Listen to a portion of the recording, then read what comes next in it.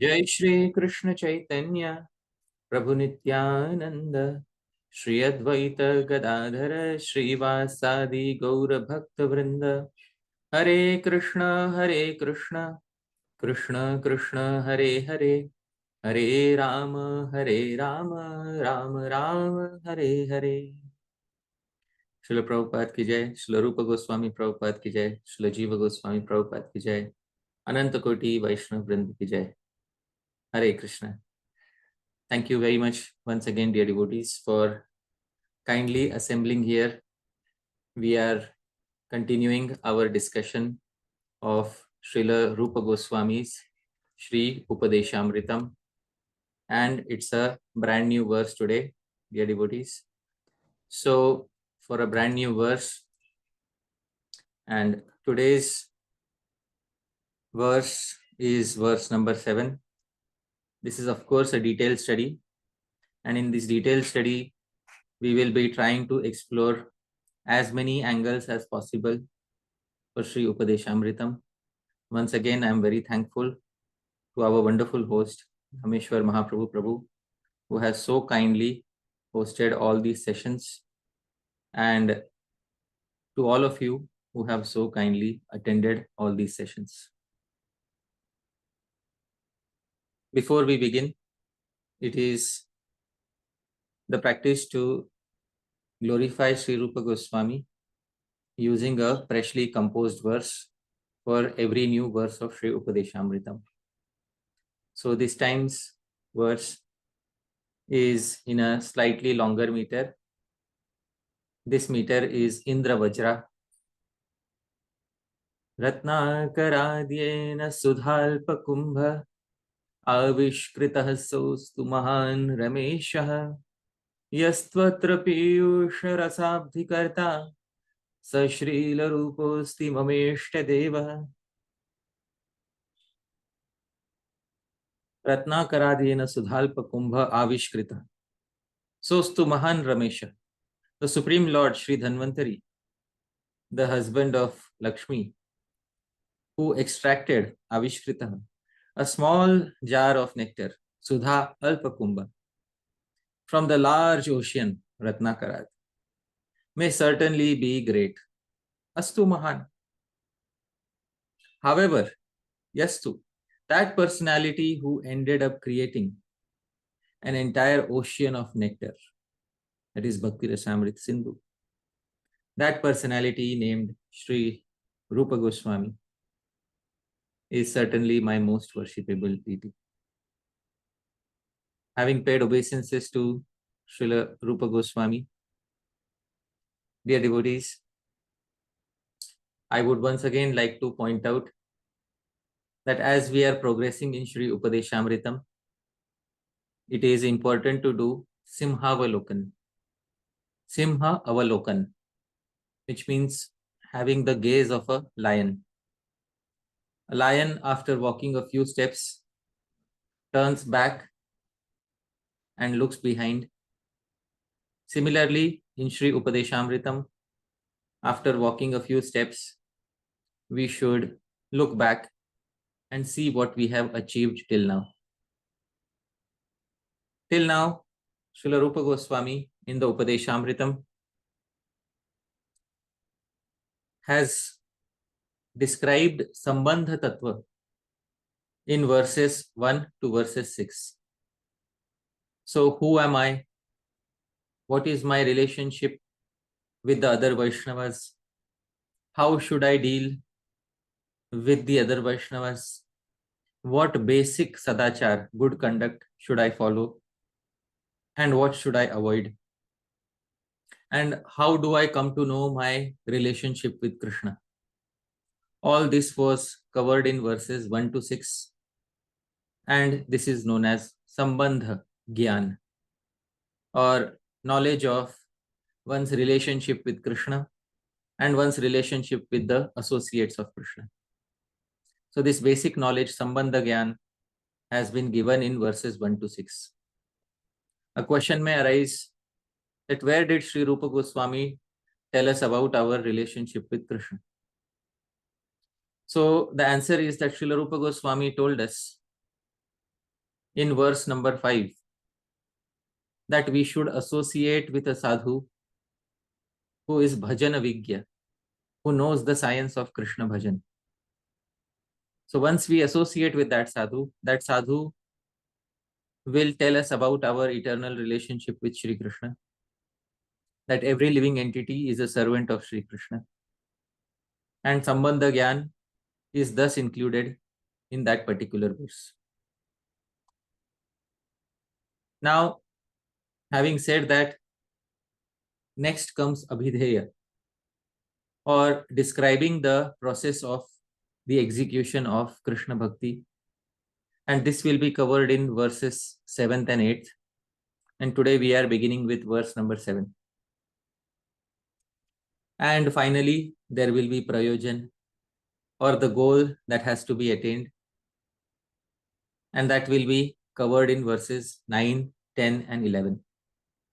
Dear devotees, we are now clearly in the latter half of Śrī-Upadeśāmṛtam. But we are studying as if we have all the time in the world. So it is said in Shastra that giving up 100 things one should eat, and giving up 1,000 things one should study. So giving up thousands of other engagements, we have ample time for studying the literature of our previous acharyas. So dear devotees, currently we are in verse number 7. We are beginning verse number 7.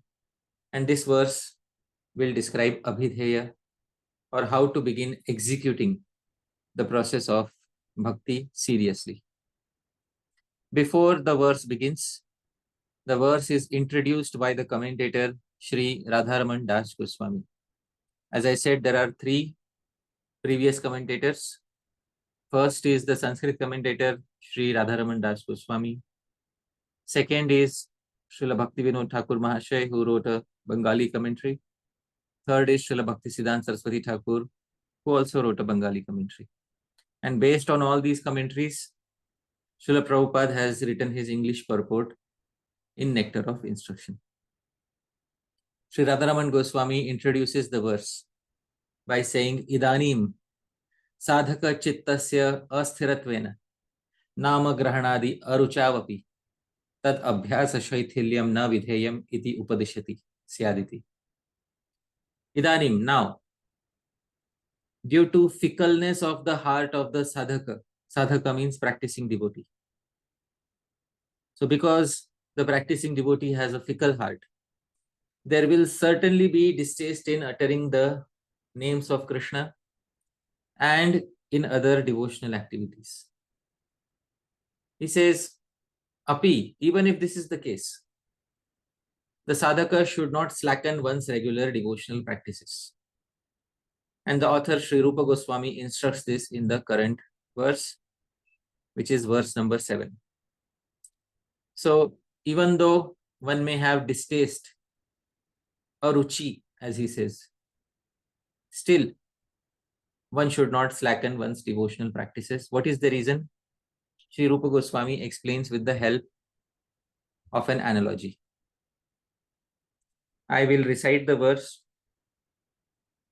Syat Krishna Nama Charitadi Sitapya Vidya Pittopatapta Rasanasya Naruchikanu Kintvadarādanudinam Khalu Saiva Jushta Swadvikramad Bhavati Tadgadamula Hantri.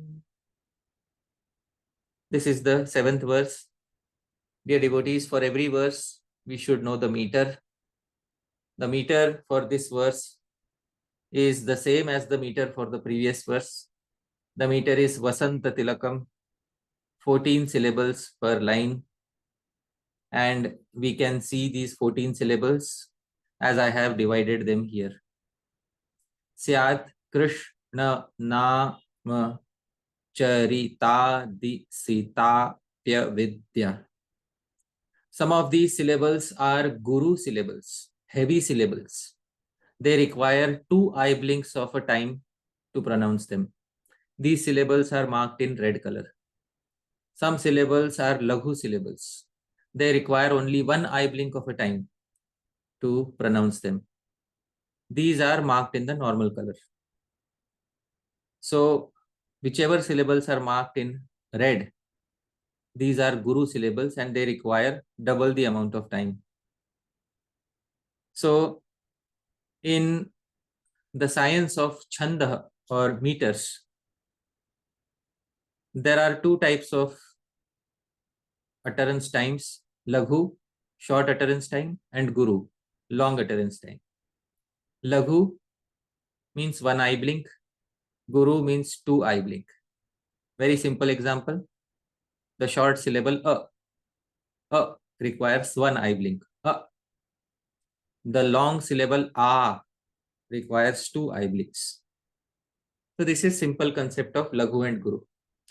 If laghu is denoted using the syllable la and guru is denoted using the syllable gu, so we can very easily have this pattern. I will sing the pattern. The pattern is in front of you below. Gu gu la gu la la la gu la la gu la gu gu. Same pattern on all four lines. Gu gu la gu la la la gu la la gu la gu gu. This pattern is called Vasanta Tilakam. And every meter has its own unique pattern. And this is the pattern for the meter Vasanta Tilakam. Having said that, dear devotees, now we will begin understanding the verse. Dhāmeśvara Mahaprabhu, Prabhu, I'll need your help in the word for word. So Yes, I will pronounce every term. We will go top to bottom and then left to right. So you please speak the English and then you please also keep track as to whether we have covered all the terms. All right. Okay. No. How amazing. Api. Even though. So this api is in, you can see in the first line, sita api. Sita api. That is the api. Krishna nama charitadi. Krishna's names, pastimes, etc. Syat. are certainly Sita. sweet like sugar candy. Na. They do not Rochika. appear tasteful Avidya pitta upatapta rasanasya. to a tongue bittered by the jaundice of beginningless ignorance. Kintu. However, if Saiva. that same sugar candy Jushta. is accepted Anudinam. every day Adarat. with due respect, Khalu. then it certainly Bhavati. becomes Kramat. progressively Swadvi. tasteful And and Tadgadamula Hantri. fully destroys that jaundice at its root. So Prabhu, now please form a legible sentence out of the word for word. How amazing! Even though Krishna's names, pastimes, etc. are certainly sweet like sugar candy, they do not appear tasteful to a tongue bittered by the jaundice of beginningless ignorance. However, if that same sugar candy is accepted every day with due respect, then it certainly becomes progressively tasteful and fully destroys that jaundice at its root. So this is Anvaya. We have performed Anvaya of the verse. And Dhāmeśvara Mahaprabhu, Prabhu, did we miss any particular term in the Anvaya? No, Prabhuji. So if we have understood all the terms, and if we have understood the connection, the sequence in which the terms have to be arranged, and if we have correctly translated each term, then we have understood the meaning of the verse. So this is the plain vanilla meaning of the verse. Dhāmeśvara Mahaprabhu, Prabhu, kindly recite the meaning again. Now I have put it in the format of a paragraph. How amazing! Even though Krishna's names, pastimes, etc. are certainly sweet like sugar candy. They do not appear tasteful to a tongue bittered by the jaundice of beginningless ignorance. However, if that same sugar candy is accepted every day with due respect, then it certainly becomes progressively tasteful and fully destroys that jaundice at its root. Yep. So this is our 7th verse of Śrī-Upadeśāmṛtam. Srila Rupa Goswami is saying that it's very amazing to see that Krishna's names, etc., are very sweet. Now, that's not the amazement.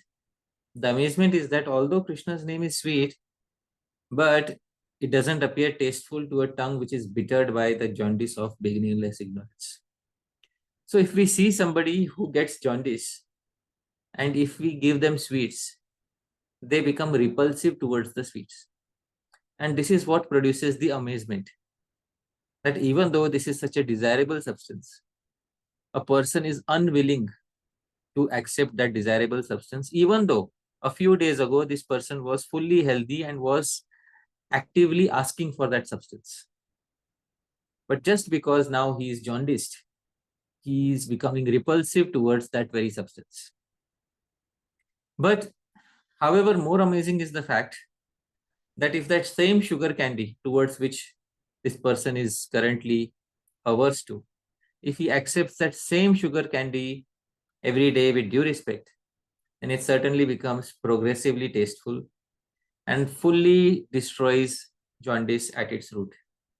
Now, how does this happen? We'll have to see.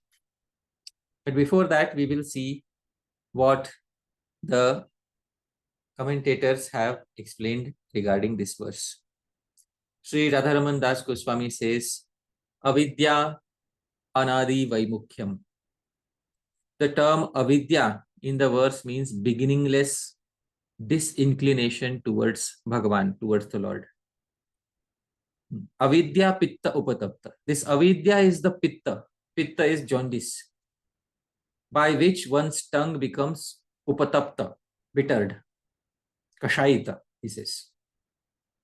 And for such a jaundiced person, no, aho, how amazing it is to see that even the sugar candy like names, pastimes, etc. of Krishna do not become tasteful.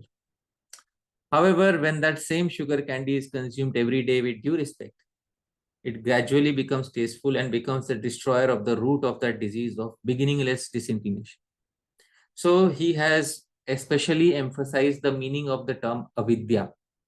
Avidya means that the living entities have disinclination. The conditioned living entities in the material world have disinclination towards Bhagavan, and there is no fixed date for this disinclination. It is beginningless. Anadi avidya. We will see proofs for this, but we should note that avidya, or ignorance of Bhagavan, ignorance of one's relationship with Bhagavan, is anadi, is beginningless. Having said that, Srila Bhaktivinode Thakura also explains the verse. In his commentary, he says that the 3rd verse of Upadeshamritam describes 6 qualities favorable for bhakti. This verse describes the method of practicing the seva of uttering Krishna name. As I said, now abhideya is beginning. Now the practice of actual bhakti is beginning. So Srila Bhaktivinode Thakura is saying exactly that. Now he says such a practice has to be performed with cultivation of those 6 qualities which were described in the 3rd verse, and most importantly, with knowledge of one's sambandha, eternal relationship with Krishna. I have highlighted this here because henceforth, whatever will be discussed in this Upadeshamritam series will mainly be applicable to those individuals who have received knowledge of sambandha, eternal relationship with Krishna. The adhikari is different now, because henceforth the process of bhakti will be described.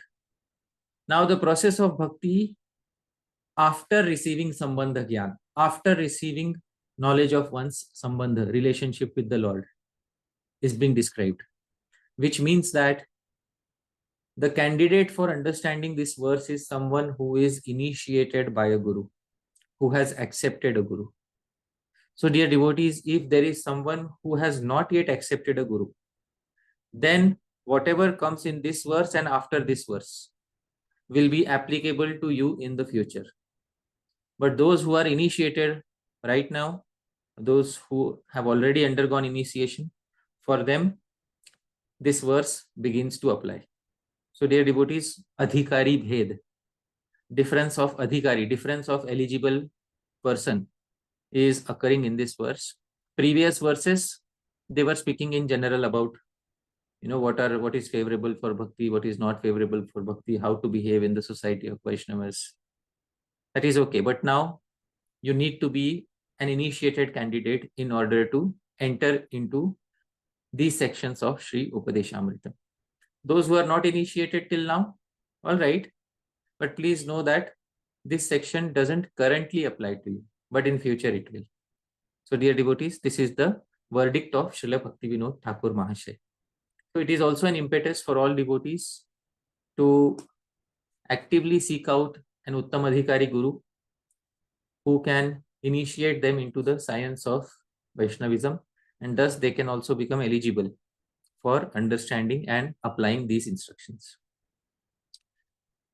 Now, not only Srila Bhaktivinode Thakur says this, but Srila Prabhupada also says this in his purport to Śrī-Upadeśāmṛtam, Nectar of Instruction. Srila Prabhupada says in the purport to verse number 7, if one is sincere, he is initiated, and this stage is called Bhajan Kriya. So it's very clear in the purport to this verse, Srila Prabhupada is also saying that it requires an initiated person, and an initiated person is a person who is taking to the path of bhakti seriously. So it is very clear that all the acharyas are speaking in the same straight line, that henceforth you need to have certain qualification, and that is Diksha. So I have specified that qualification because in future deeper aspects of Upadeshamritam will be discussed. And those devotees who are not initiated, they may start thinking, oh, how will I be able to execute my sadhan? How will I be execute my smaran? So first step is Diksha. Please remember, first step is Diksha, dear devotees.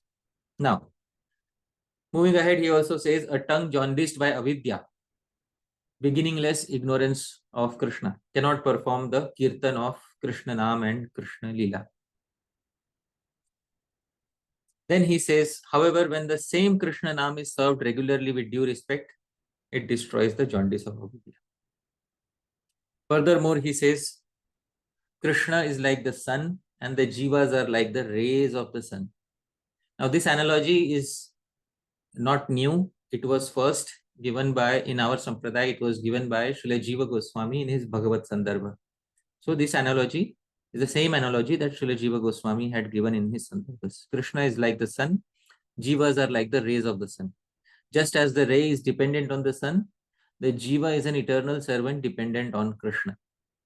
Forgetting this eternal relationship, the jiva has become affected by the jaundice of avidya and has thus lost taste for Krishna's names, pastimes, etc.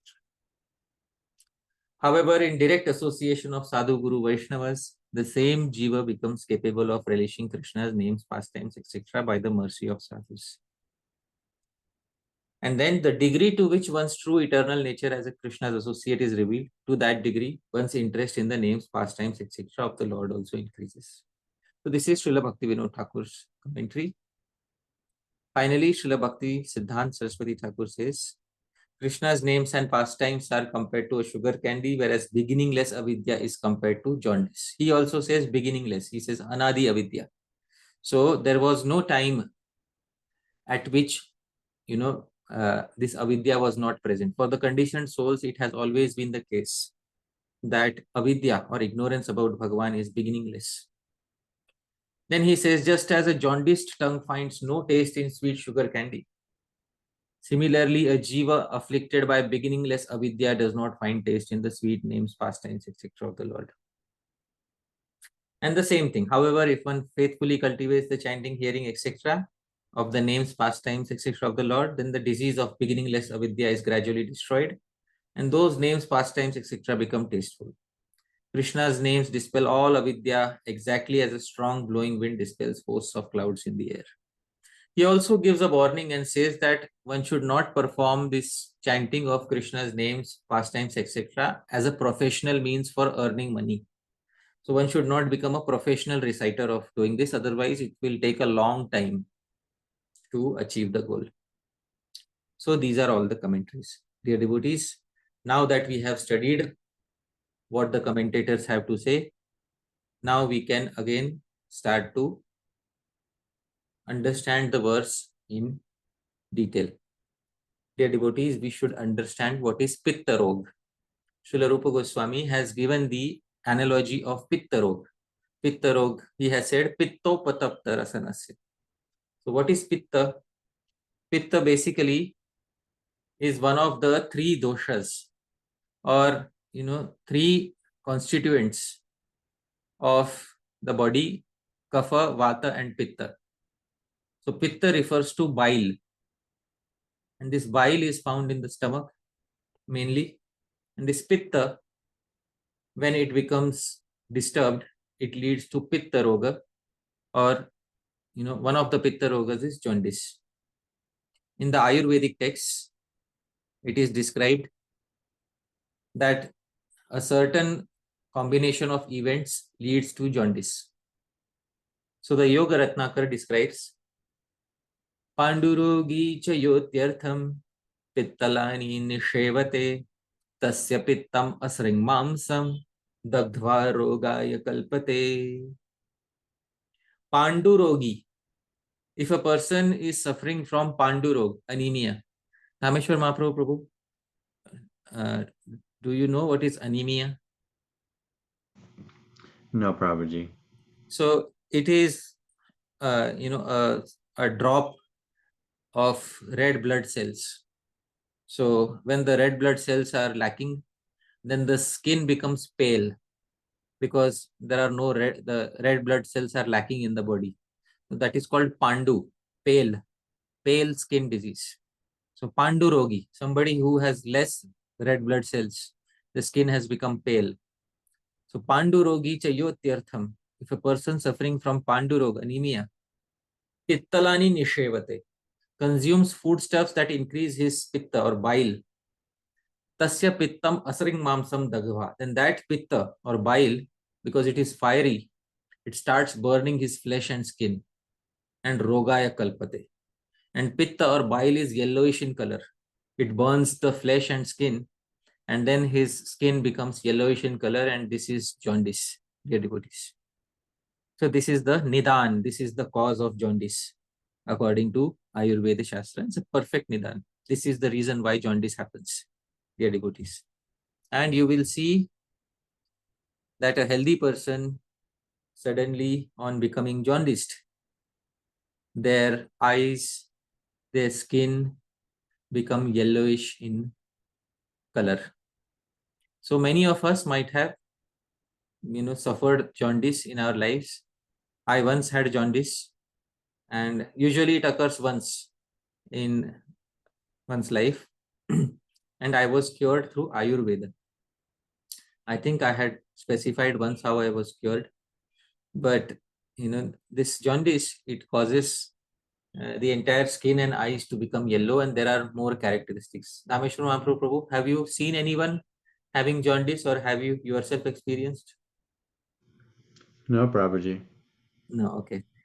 So jaundice is a condition in which people start having various symptoms. Maybe somebody else who has experienced it. Param Karuna Prabhu, if you are hearing, let's unmute him. Param Karuna Prabhu, have you experienced somebody who has jaundice, or have you yourself gone through jaundice? No, Prabhuji, not yet. No? Oh, you have not seen anybody with jaundice? Pilia? I have not. No, Prabhuji, I don't remember seeing either. Okay, good. Okay, no worries. Yeah. Okay, no worries. So, jaundice, people, start losing their appetite. It is called aruchi. Aruchi means they don't have any taste to eat anything. They feel like, I don't want to eat anything at all. And not only that, they have fever and their bodily limbs become very inactive and they feel like lying down in one place. So this is jaundice. The characteristics of jaundice are described in the same Ayurvedic text. Haridra netra sabrisham, haridra tvang raktapita shakrin mutro, bhekavarno hatendriya, daha vipaka daurbalya, sadana ruchikarshitah. So, haridra netra sabrisham, person suffering from jaundice has extremely yellowish eyes, as well as haridra tvang nakha anana, as well as yellowish skin, nails and face. The stool and urine produced by his body are also deep yellowish. Sometimes such a person appears as yellowish as a yellow frog. A jaundiced person shows disinterest in all sense objects, hatendriya, and is afflicted by fever, indigestion, weakness, exhaustion, and disinterest in eating anything. So, dear devotees, can anyone raise their hand who has experienced jaundice personally in their lives? Please raise your hands on Zoom if possible. If somebody has experienced jaundice. Yes, Jai Dwarka Prabhu. Jai Dwarka Prabhu, can you please tell me if these characteristics are properly described? Yes, Prabhuji. The same things I felt. All right. And were you cured through allopathy or through prevention or through Ayurveda? Prabhuji, I was cured through allopathy. You are I was a cured. child at that time. Okay.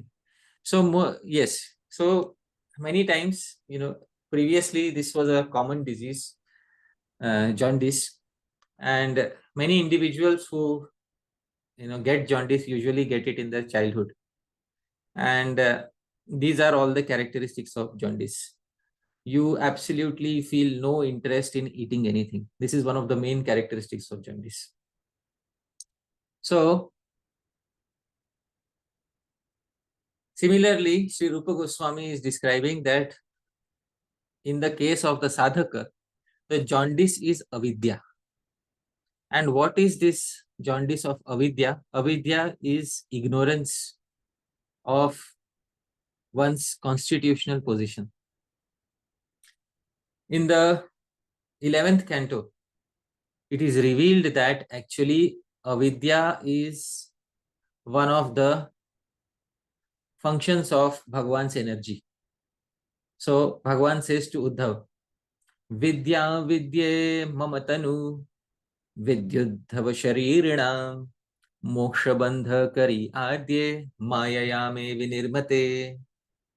Vidya vidye mamatanu. O Uddhav, know that vidya, knowledge, and avidya, ignorance, both are my potencies that exist since time immemorial. Adye, Krishna is saying in the third line, Adye. Both are creations of my Maya and they respectively bring about bondage and liberation for the conditioned living entities. So Vidya brings liberation and Avidya brings bondage. So that is what should be understood. Vidya means knowledge brings liberation. Avidya, ignorance brings bondage in the material world. Once again, what is Avidya?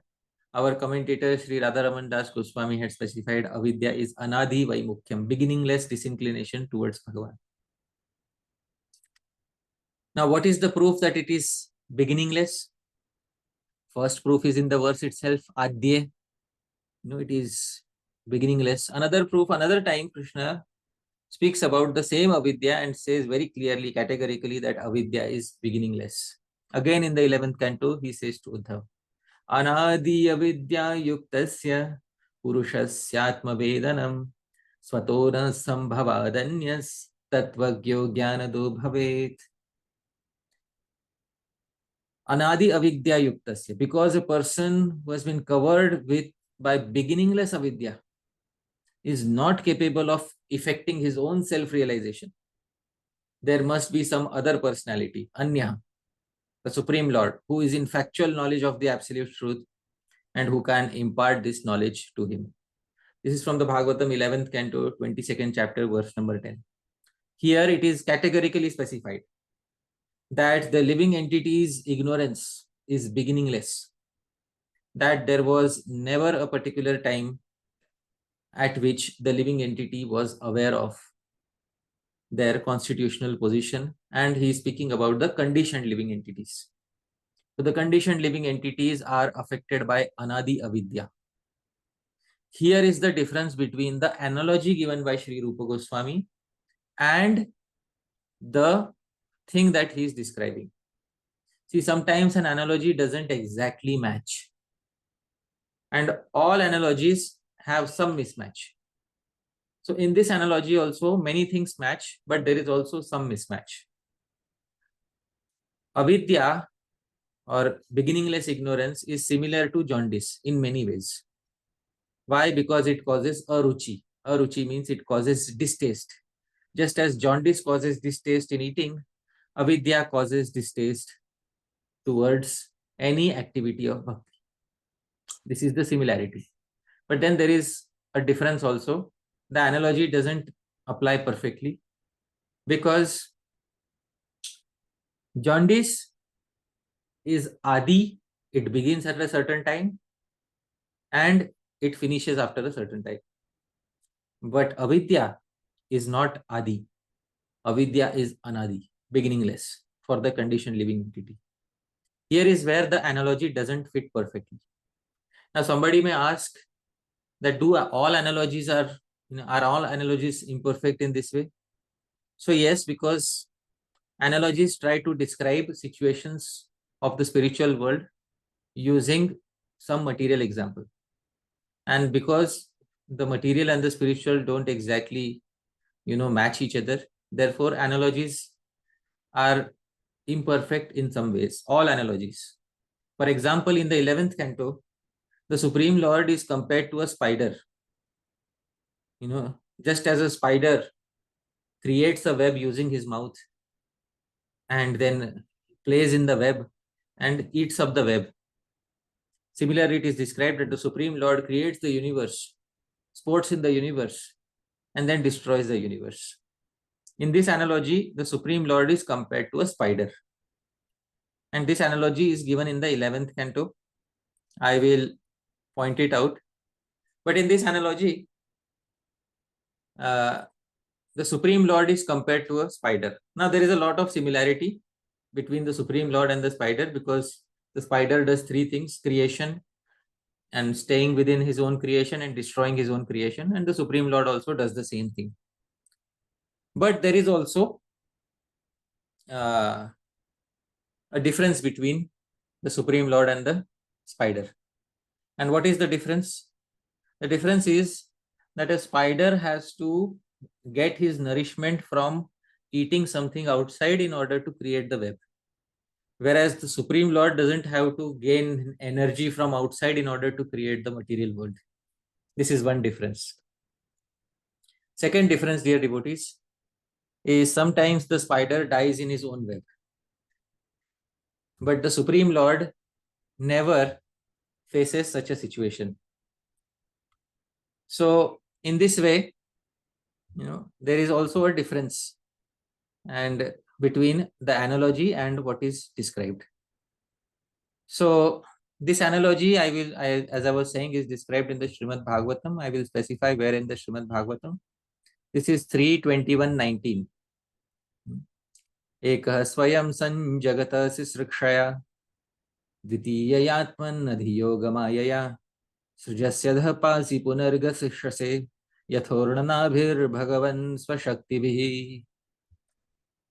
My dear Lord, you alone create the universes. O personality of Godhead, desiring to create the universes, you create them, maintain them, and again wind them up by your own energies, which are under the control of your second energy called Yog Maya. Just as a spider creates a cobweb by its own energy and again winds it up. So in this way, the Supreme Lord is compared to a spider in the Srimad Bhagavatam, 3rd canto, 21st chapter, 19th verse. But Dhāmeśvara Mahāprabhu, is the analogy applicable in all respects or only in certain respects? Only in certain respects. Yeah. Similarly, this analogy of jaundice is also applicable only in certain respects. Because jaundice is adi, it begins at a certain time. Whereas avidya is clearly described in the Srimad Bhagavatam by Krishna himself as anadi. It is beginningless ignorance for the living entity. So this, dear devotees, is a clear difference between jaundice and avidya. So all analogies are partially applicable. Please remember this. All analogies are partially applicable, not fully applicable. So this should always be remembered. Now, avidya has many effects. Just as I said, jaundice has many effects. Your skin becomes yellowish, your eyes become yellowish, you feel like not eating anything.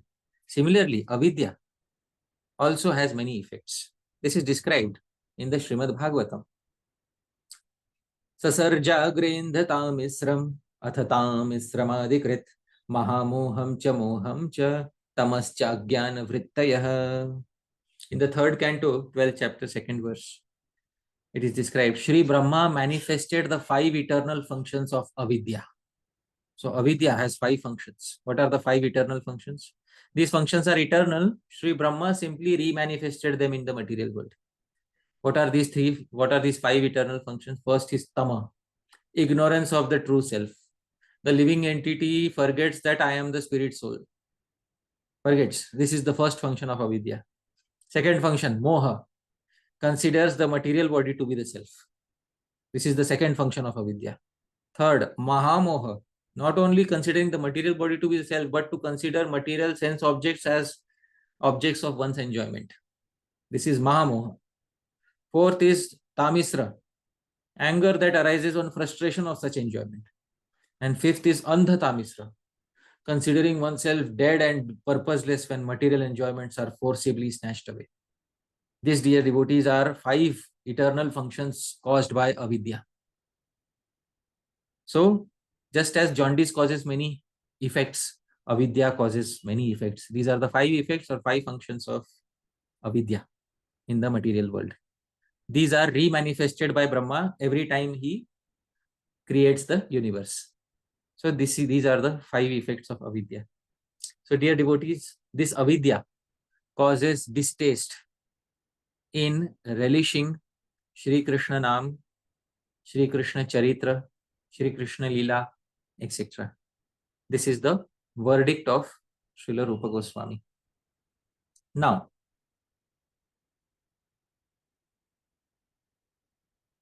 just as there is pitta, jaundice of the body, it causes bhojana aruchi. Dhāmeśvara Mahāprabhu, what is the meaning of aruchi? A lack of appetite. Yes. And bhojana aruchi? A lack of appetite in eating. Eating. Wonderful. So disinterest or lack of appetite in all food, even the sweetest food, that is sugar candy. Similar to this is jaundice of avidya, because the jaundice of avidya causes sadhan aruchi or bhajan aruchi, disinterest in all sadhan bhakti, even in the sweetest of all sadhan bhakti. What is the sweetest of all sadhan bhakti? Dhāmeśvara Mahāprabhu. Chanting Hare Krishna. Yeah. So chanting of Krishna Naam, reciting Krishna's Leela, all these are the sweetest parts. So dear devotees, it causes disinterest in all of this. The bead bag is in front of us, yet we are thinking, why is it that I am not able to feel inspiration to pick up my beads and chant my Naam? The Srimad Bhagavatam is right there. Why do I not feel the interest to pick it up and discuss it with like-minded devotees? So all these disinterests are called aruchi. But we have to cure aruchi. And how do we cure aruchi? So just as sugar candy cures pitta roga, and this is described in the Ayurvedic text. Sita sumadhura prokta vrashya shukra vivardhini pittagni madhura balya sharkara payini nrinam. Dhāmeśvara Mahāprabhu, kindly read the translation. Sugar candy is sweet in taste. It causes increase of semen and nourishes the constituent elements of the body. It destroys diseases caused by excess pitta and bestows strength. In this way, sugar candy protects all humans. So, dear devotees, some of us may be thinking sugar candy means that which is available in the confectionery stores. So this is not that hard-boiled processed sugar candy. We are speaking of the natural sugar candy, which is obtained by boiling sugarcane juice. I am not speaking about processed sugar here, because processed sugar is harmful for health. Natural sugar candy, which is obtained by boiling sugarcane juice, is having all these characteristics that are described in the Harita Samhita, that it is sweet in taste, it causes increase of semen and nourishes the constituent elements. What are the 7 constituent elements of the body? Skin, flesh, blood, fat, bone, marrow, semen. So it nourishes all of them, and it also increases the quantity of semen, and it bestows strength. In this way, this natural sugar candy protects all human beings, and most importantly, pittagni. It destroys diseases caused by excess pitta. So all of this is from the Ayurvedic text. Now, we know that once we start taking sugar candy, we will be cured gradually. So sugar candy is the cure for aruchi. Having said that, just as sugar candy is the cure for aruchi in bhojan, in food, similarly, sadhana bhakti is the cure for aruchi in bhajan, in one's devotional practices. Dhāmeśvara Mahaprabhu, where is the proof that sadhana bhakti destroys aruchi?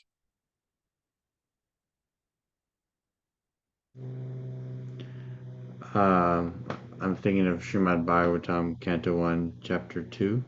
Okay. What is that verse? Vasudeva Kataruchi Syan Mahat Sevya Vipra. How's it begin? Shushrusho Shraddha Vasudeva Katharuchi Syan Mahat Sevaya Vipra Punyatirtana Shevana. Wonderful. So, this proof that Dhāmeśvara Mahaprabhu Prabhu has given is a very nice proof. I will share this verse. This is first canto, second chapter, verse number 16. Shushrushah Shraddhadhanasya Vasudeva Katha Ruchihi Syan Mahat Sevaya Vipra Punyatirtha Nishevanat. So, by serving those devotees who are completely, twice born sages, by serving those devotees who are completely freed from all vice, great services done, by such service one gains affinity for hearing the messages of Vasudeva. Affinity, ruchi, is attained. So this is a very nice praman, and thank you Prabhu for contributing this praman. Another praman is right there in the Bhaktirasamrita Sindhu.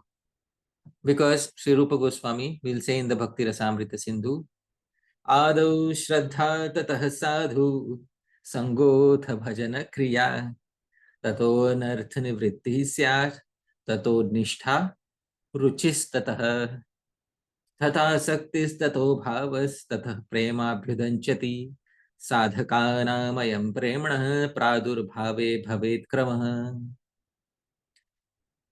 Following is the sequence of the rising of prema in sadhakas. First, Adau Shraddha. First is Shraddha, faith in devotional Shastra. Second is Sadhu Sangha, close association of like-minded advanced sadhus. Third is Bhajana Kriya, execution of Sadhana Bhakti. This is the stage at which Ruchi is not there. Aruchi is there, but still one executes Sadhana Bhakti. Fourth is Anartha Nivritti, removal of anarthas. Fifth is Nishtha, fixed voluntary execution of sadhana bhakti. But still, this, fixedness is not because of taste, it is because of determination. because of one's intelligence. Sixth is ruchi. Now a natural appetite develops for performing sadhana. Now it becomes internalized. Asakti is deep and natural attachment towards performing sadhana. Then comes bhava bhakti, and finally comes prema bhakti. So this is in the very sequence of progression, the term ruchi is there.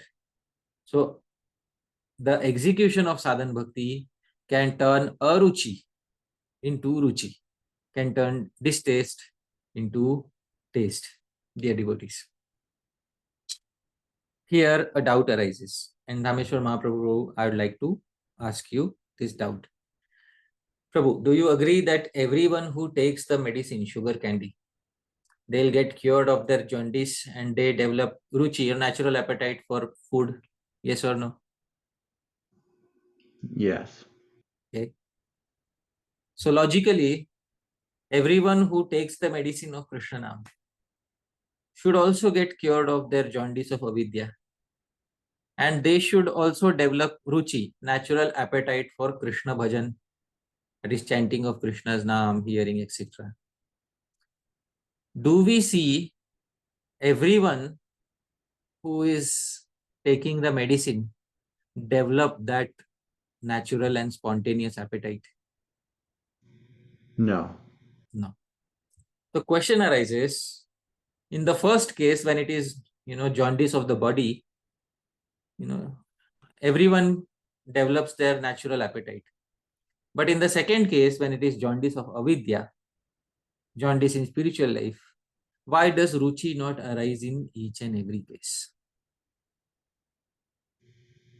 It said Bahu Janma Karyadi Shravana Kirtana Tabutanapai Krishna Pade Pade prema. Premadana. Okay. Because of committing offenses, we might not get the intended effect of our hearing and chanting. But hadn't we discussed in the previous talk that every time we can't put the blame on offenses? Srila Vishwanath Chakravarti Thakur had said that, every time you can't just say, this is, known as arthapatti. Arthapatti means Devadatta is fat, but Devadatta does not eat during the day. Therefore, Devadatta must be eating during the night. So, Right. yeah. So a person, is chanting Krishna Naam, but a person is not attaining Krishna Prem. Therefore, a person must be affected by aparadhas. This is not like that. We can't have this assumption. So, there is a reason why ruchi does not arise in each and every case. And the reason why ruchi does not arise in each and every case is given by, the reason is hidden in the verse, in this particular verse itself. Srila Rupa Goswami had specified. Syat Krishna Nama Charitadi Sitapya Vidya Pittopatapta Rasanasya Narochikanu Kintu. He said there are two conditions for taking the medicine. And these two conditions, the medicine is not unconditional. The medicine comes with two conditions. Kintu adarad anudinam khalu saiva jushta swadvi kramad bhavati tadgadam mula hantri. So Prabhuji, what are the two conditions that are applicable on the medicine? That it's taken every day and with due respect. Wonderful. And because one of these two conditions, or because both of these conditions are breaking in the lives of certain individuals, therefore they are not able to achieve the desired result. Sri Rupa Goswami prescribed the medicine just as an expert Ayurvedic Vaidya, doctor. And an Ayurvedic Vaidya has given the medicine and said that Adarat, take the medicine with respect, Anudinam, take it every day. Some people lose Adar, respect. Some people lose Dina, chanting regularly every day. Because of this, and some people lose both. Because of this, they are not able to find Swadvi Kramad Bhavati. Their Krishna Nam does not become tasteful. Because saying artificially that, oh, Krishna Nam has become very tasteful for me, will not work. One will have to find genuine taste in chanting Krishna Nam. Prabhu, have you ever had a situation wherein you lost your appetite for a few days? Yes. And after you got cured, and not after, while you were suffering from that loss of appetite, did your friends and relatives ask you repeatedly to eat some food? Yes. So they encouraged. And even though they encouraged, you did not feel like eating. But after you regained your appetite, did they have to force you to eat food? No. No. After a person gains appetite, you will see that person in the kitchen asking for what is being made today. Just as a person who has good appetite, he doesn't have to be forced to eat food. That person stands outside the kitchen, and sometimes he goes inside the kitchen. And sometimes that person says, oh, what is being made today? The fragrance is so nice. I'm so happy today you are cooking this. So this is the nature of a person who has appetite, who has ruchi. But the nature of a person who does not have any appetite is that even if the entire full plate is kept in front of them, including sweets, you have to sometimes force them to eat it. You have to encourage them a lot and sometimes even force them to eat it so that they can maintain their health.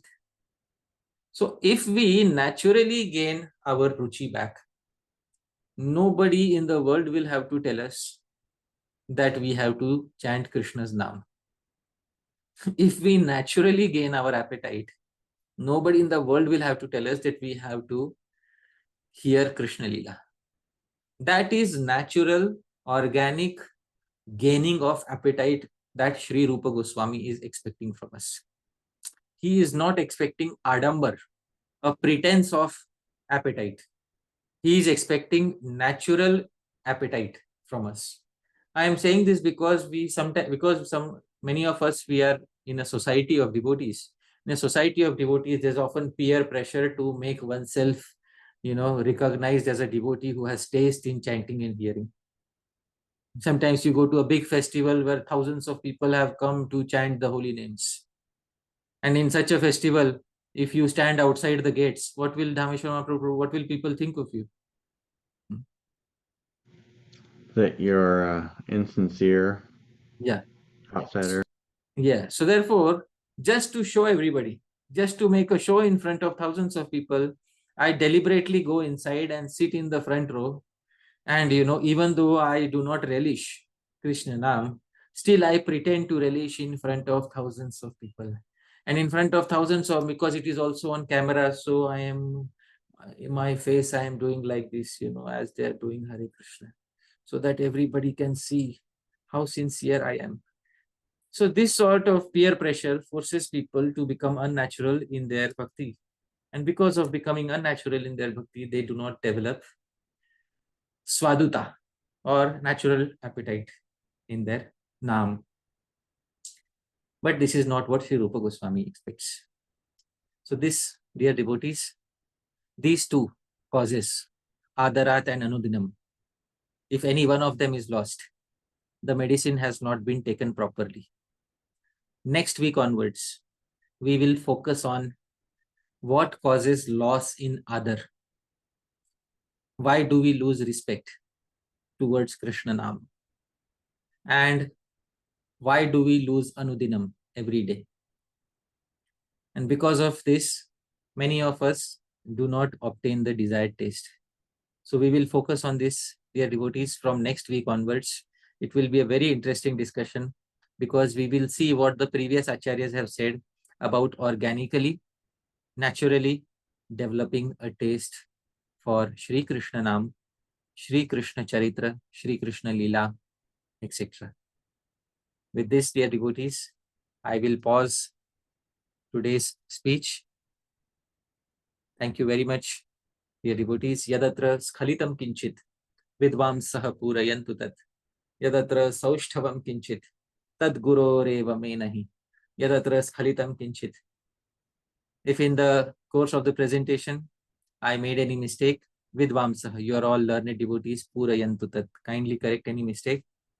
But Yadatra Saushthavam Kinchit. If there's anything nice in the presentation, please remember Tat Guroreva. It belongs to my Guru Janas. May nahi. It doesn't belong to me. Thank you very much, Dhāmeśvara Mahāprabhu, once again. Thank you very much, all of you, dear devotees, once again. Jagat Guru Srila Prabhupada ki jai. Srila Rupa Goswami Prabhupada ki jai. Srila HDG Goswami Prabhupada ki jai. Ananta Koti Vaishnav Vrinda ki jai. Nitai Gaur Premanande. Hari Hari Bol. Hare Krishna. Hare Krishna. Thank you so much, Hari Pārṣada Prabhu, for a really sweet presentation. And we'll go now to questions and answers. So you can just raise your hand and we'll call on you one by one. We try to leave time for everyone. So if you have a lot of questions or long, complex questions, then you can break it down into 2 parts and just give the initial parts. We'll come back to you later. We try to ask questions about the class today, and not lots of different topics or scriptures or whatever's on your mind, but just what was presented today. And anything else, Prabhuji? Yeah, and once again, I'd like to say that this series of presentation is not about promotion or criticism of any individual or any institution. This series of presentations is neutral towards all institutions and all individuals. And, any particular similarity that you may find is purely coincidental. So please know that this series of talks on Śrī-Upadeśāmṛtam is meant for all those who are practicing Gaudiya Vaishnavism in general and not aimed at promoting or critiquing any individual or any institution. So kindly try to keep the questions institution free and personality free. We can speak on general principles rather than speaking about specific people or specific institutions. Great. And with that, we will start with Jai Dwarka Prabhu. Hare Krishna Prabhuji, Dhanvat Pranam Prabhuji. Once again, thank you so much for such a very nicely presented topic, Prabhuji. Every time we are just left with no words to glorify you because the way you present is really amazing, Prabhuji. Hare Krishna. Prabhuji, I had this question from the last statement which you made that sometimes in organization, the situation makes our bhakti unnatural. And many times many devotees also say that we should preach so that even if we are not sincere, then when we are preaching, so we will become conscious that I should follow at least what I am speaking because people are watching me now. So this kind of conception naturally makes a person unnatural in his practices of bhakti.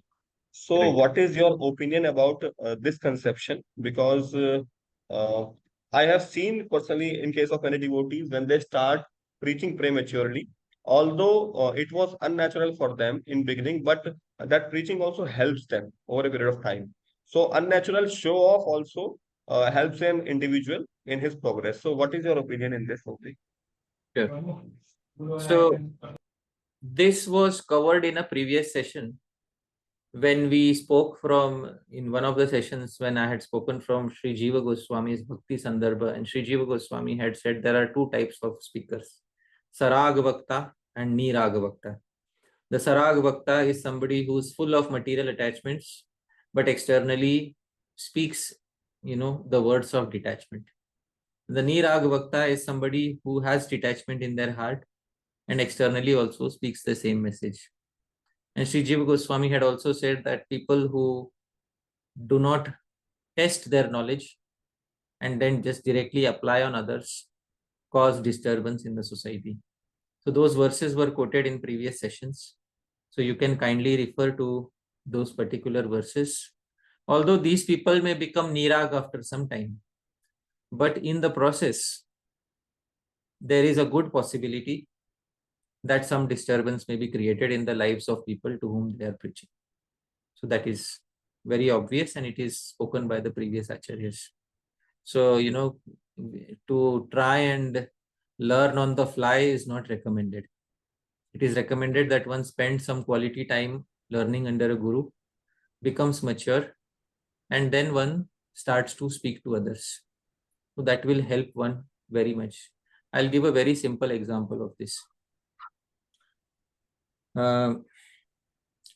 There was a particular teacher of mine in my childhood who used to teach grammar, and he taught for a few months, but he said one thing, one time he said one thing in the class, and I remember this very much. He said that one thing I have learned in my life is it is better not to teach something rather than teach something incorrectly. Because, I have taught some things incorrectly, and those concepts remained with my students. And those concepts had to be painfully removed, from their hearts. And sometimes they had to face humiliation because of the incorrect concepts that I taught them. So it is better not to teach something rather than teaching something incorrectly, or rather than teaching something with, half-cooked experience. So that is what I would like to say in this regard. And that is the same thing that Srila Jiva Goswami said, that you have to perform pariksha. You have to test the knowledge that you are giving to others. So I hope that answer satisfies your query, Prabhu. Yes, Prabhuji, but in this case, it will leave no space for a conditioned soul to preach, because the Bhagavatam also, there's a verse, Etad vyatu chittanam matra sparshechhayamuhu bhavasandhu lavodrishko haricharyanuvadvam. The person with atur chitta, when he glorifies Lord, then it helps him to purify his existence. So when he is atur, naturally he is with material attachment. So he is a saraga bhakta. So he won't be able to speak anything about Lord till the time he is niraga bhakta. No. Till the time he is sarag, he has material attachments, he should not speak about detachment. Glorification of the Lord anyone can perform. But when people will be attracted to him, they will come to him and they will ask instructions for bhajan. At that time, he will have to give them instructions for bhajan, but he cannot give that. Why can he not give that? Because he is not himself trained in those instructions. So he can speak Harikatha, there is no problem in that. But when somebody comes to him for personal instruction, that is when the problem begins. So that is, personal guidance is a problem in such a case. So if such a person can somehow avoid giving personal guidance or giving personal instructions, and just in a general way glorify Bhagwan, more or less they are safely situated. Okay. Yes. Thank you. Next we have Kamniya Krishna Prabhu. Hare Krishna Prabhuji, my humble obeisances to you and all the Vaishnavas. Thank you, Dhāmeśvara Mahāprabhu, for arranging and hosting this wonderful series. So Prabhuji, as you are filling us with a lot of nectar, the questions also arises so many out of this. So Prabhuji, today you mentioned that abhideya is basically a Lord's energy, and it is like eternal energy which has been created. So this is one aspect. And the other aspects we keep hearing from the devotees that Krishna wants everyone to go to him, right? Basically, like he wants that, okay, every human being or every living entity, I would say, that it should be eternally be residing into his Dhamma. So these two things, Prabhuji, it seems a little bit contradicting. So how we should understand? Because if avidya has been eternally created, then it is like you are creating your purpose is that, okay, everyone should come back, but at the same time, the energy is also created. So I'm just trying to find that how we should understand these two different aspects and what should be the balance out of that? Thank you. So let me try to first understand the question. The question is that, it is said by devotees that Bhagavan wants us to come back to him. And at the same time, he has manifested this eternal avidya. So what is the purpose of manifesting eternal avidya if he wants us to come back to him? Correct. Yes.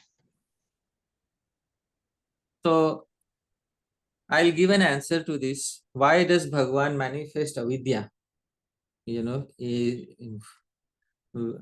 though Bhagavan's desire is that he wants living entities to turn towards him. In the Brihad Bhagavatamritam, there is the incident of Shri Gopa Kumar, a devotee, who finally ends up going to the spiritual world.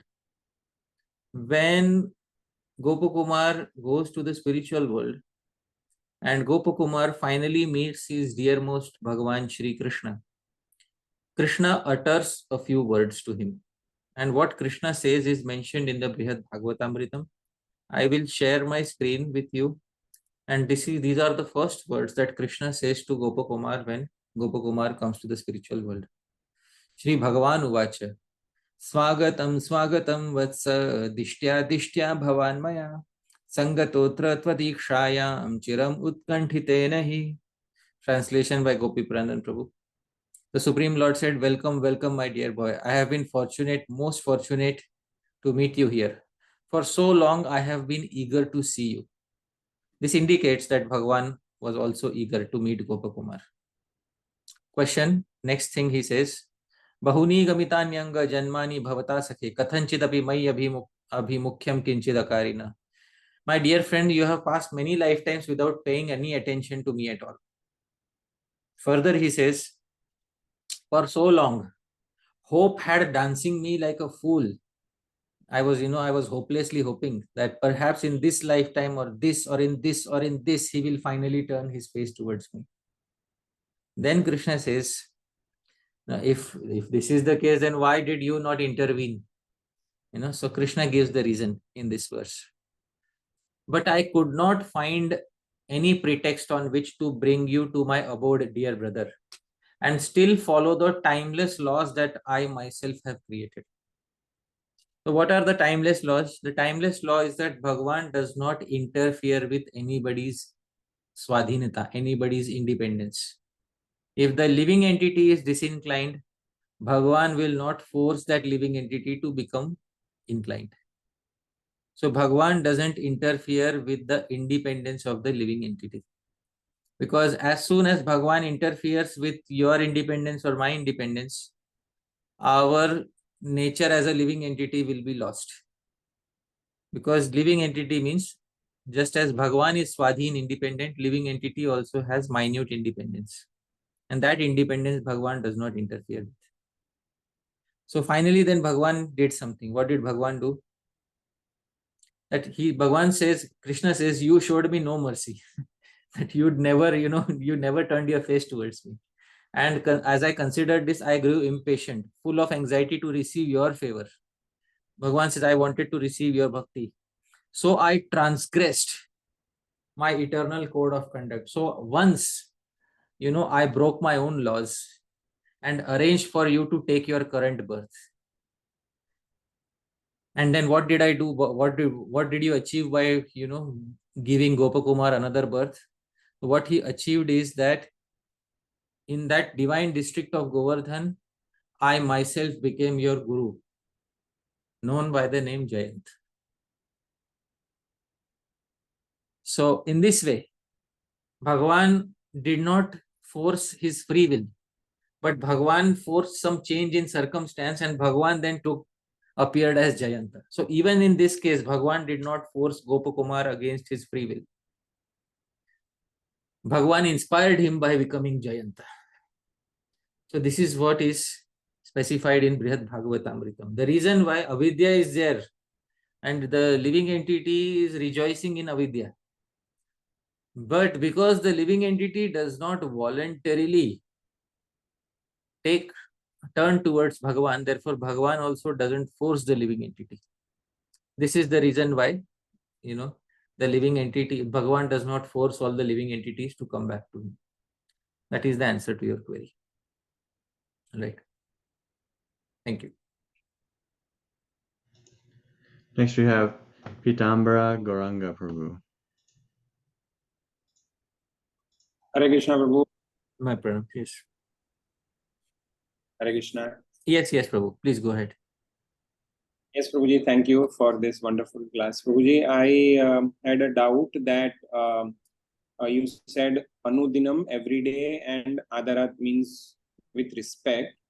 So, with respect doesn't necessarily mean that you are not committing offenses. Means if you are not committing offenses, then what does it mean? Yeah, I mean, Adarat, how can you Adarat. disrespect? Yes, Prabhu, please go ahead. Yeah. So that was basically the doubt. So what does Adarat mean if it doesn't mean committing offenses? Yeah, Adar is a big term because Adar basically means not only not disrespecting, but Adar also means showing respect.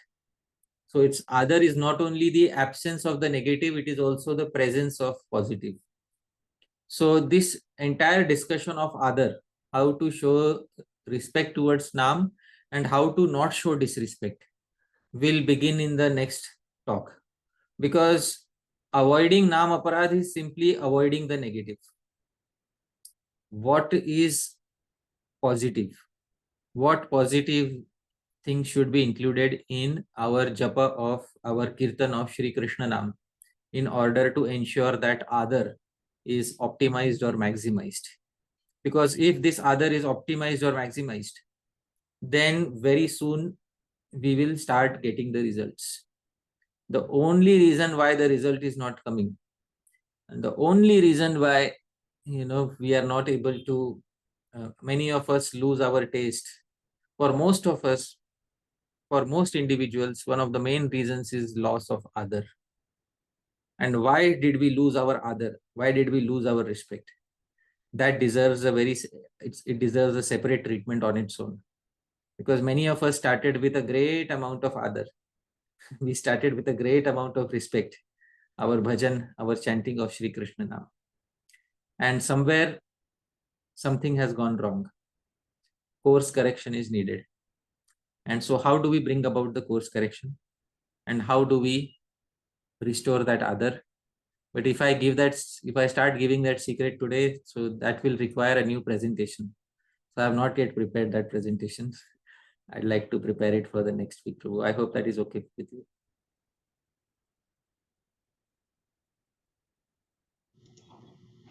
I think it's automatically remuting everyone. You want me to find him?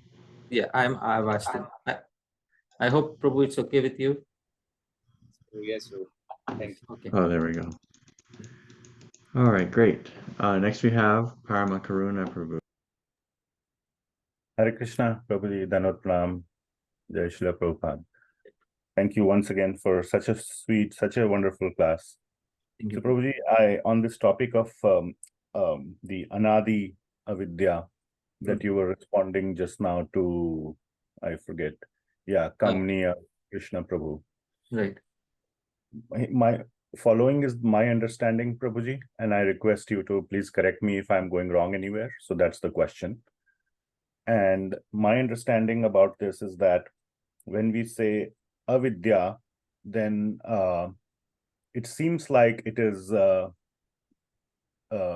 natural handicap that Krishna has given us. So he's like trying to ask us to run a race with one hand tied behind our back.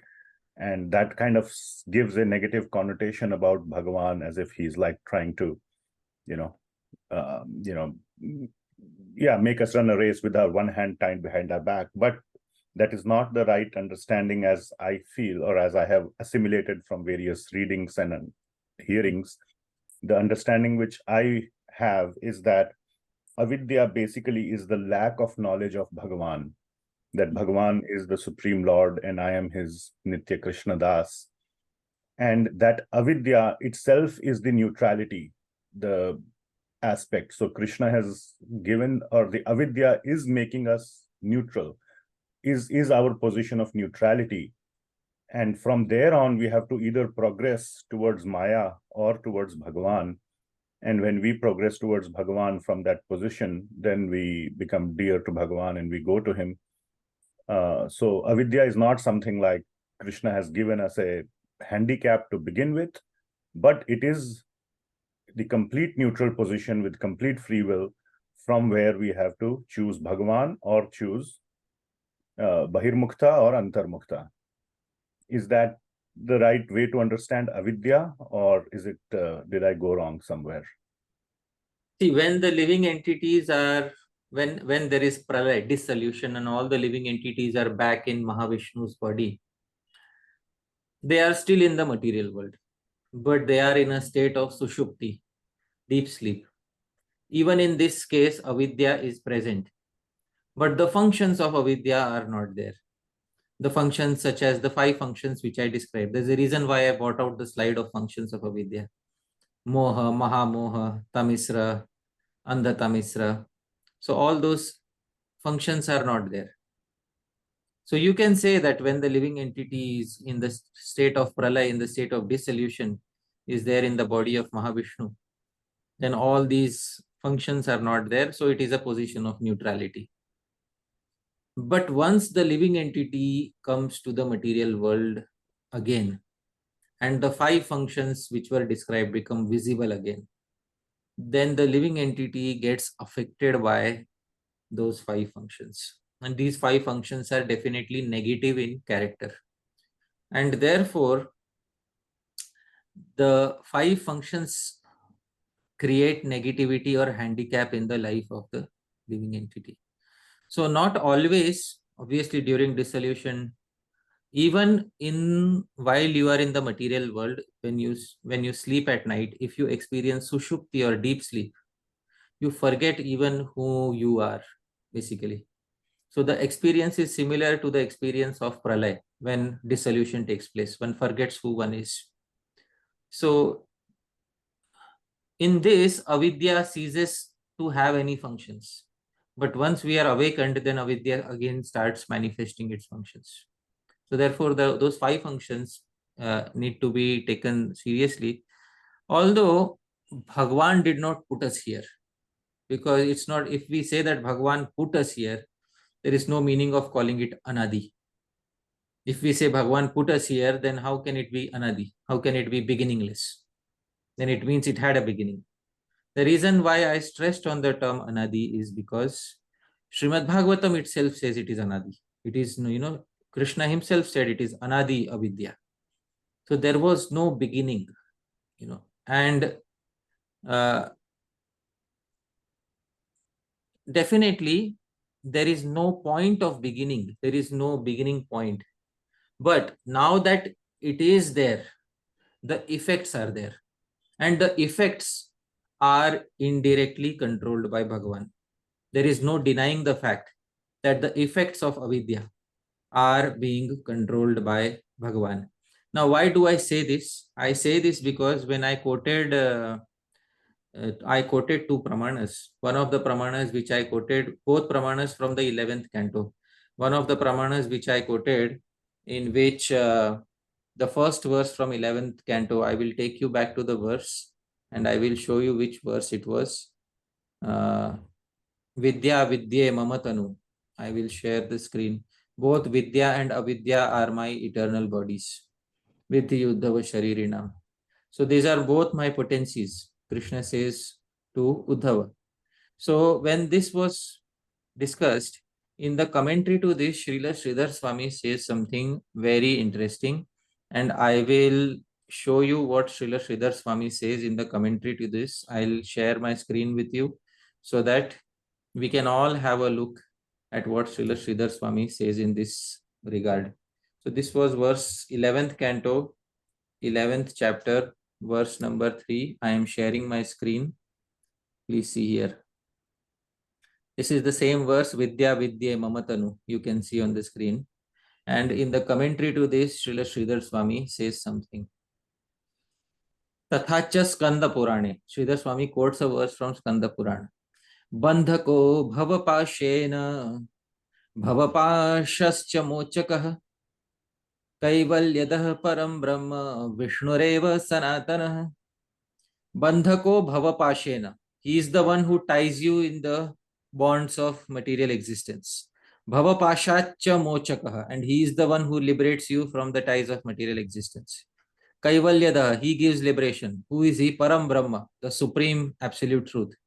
Who is he? Vishnu Eva Sanatana. He is that eternal Vishnu only. So it is he who traps, it is he who liberates. But he is not the origin point. Please remember this. He is not the origin point, because the origin is in the window of Anadi. The origin is not in the window of Adi. There is no origin point given. The origin is in the window of Anadi. You can't look through that window and you can't determine the cause, what it was that caused the living entity. You can't look into that window.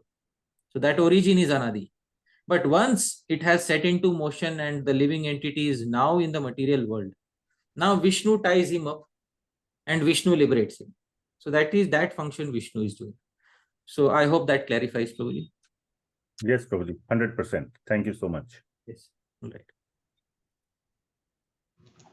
Next we have Kaushik Chettiar Prabhu. Hare Krishna, Prabhuji. Thank you very much for the class. My question was in relation to this discussion about like the liberation of the jiva. So you explained about the case of Gopa Kumar, like how Lord was seeing, like when will he turn towards me, and then he himself came as the guru. So is it like something special which happened with Gopa Kumar, or is it like the similar process which happens with all the devotees? Like Lord himself arranges, like seeing the, like based on Agya Sukriti, based on the Sukriti of the the jiva, like if he is inclined now, then Lord arranges the guru. So is it like a very similar situation, or is it like a general situation which Krishna has explained, or did he do something special for Gopa Kumar there? Like that I wanted. So, thank you. Well, it's not that Bhagwan thinks according to a fixed formula. So Bhagwan is Swarat and he can do for every living entity in a different way. Why I am saying this? He said to Gopa Kumar, I was waiting life after life. I was thinking in this life you will turn, in this life you will turn towards me, in this life you will turn towards me. So Bhagwan is clearly expecting something from Gopa Kumar. And you know, in Bhagavad Gita, he says, those living entities who are demoniac, I perpetually push them down in the lower planet so that they have no hope of ever rising up. So with Gopa Kumar, you are having this attitude. And with other living entities, you are having a different attitude. And on top of that, you say that Samoham Sarva Bhuteshu Name Dveshu Asti Na Priya. I am equal to all living entities. Nobody is my friend and nobody is my enemy. So of course, nobody is his enemy, but he is looking at the previous activities of all the jivas. So it seems that you can perform arthapatti. Arthapatti, I gave the example of Devdutt. Devdutt is fat, he doesn't eat in the day, so Devdutt must be eating during the night. So Gopa Kumar received a favor, but Gopa Kumar also was undergoing, material existence in previous lives, but it implies some Sukriti connection was there which made Krishna's attention get focused on Gopa Kumar. So you can derive this implication because, for many living entities, he doesn't care. He says, I push them down in the lower planetary systems. So there is no fixed formula here. One thing which certainly has proven to work in most cases is Sadhu Sangha, which is the birthplace of all bhakti. Good Sadhu Sangha is the birthplace of all bhakti.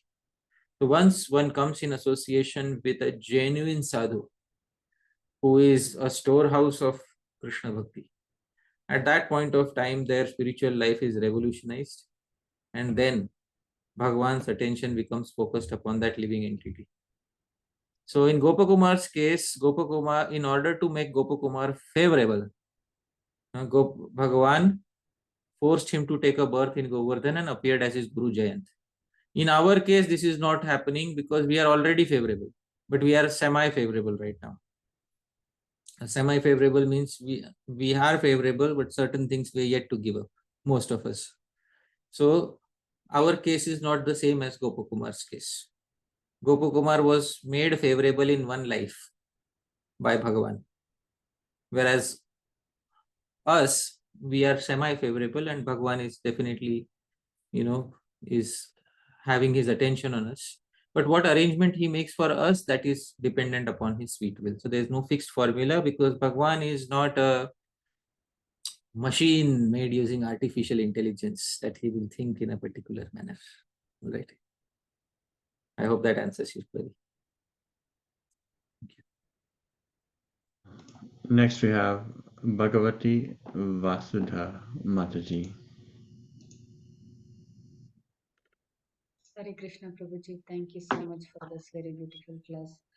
I feel like always we are indebted for your detailed explanation of Upadeshamritam. Thank you so much, Prabhuji. Prabhuji, you were talking about today in the beginning that this from this sloka onwards it's applicable for people who are initiated. So and whose relationship with Krishna is established.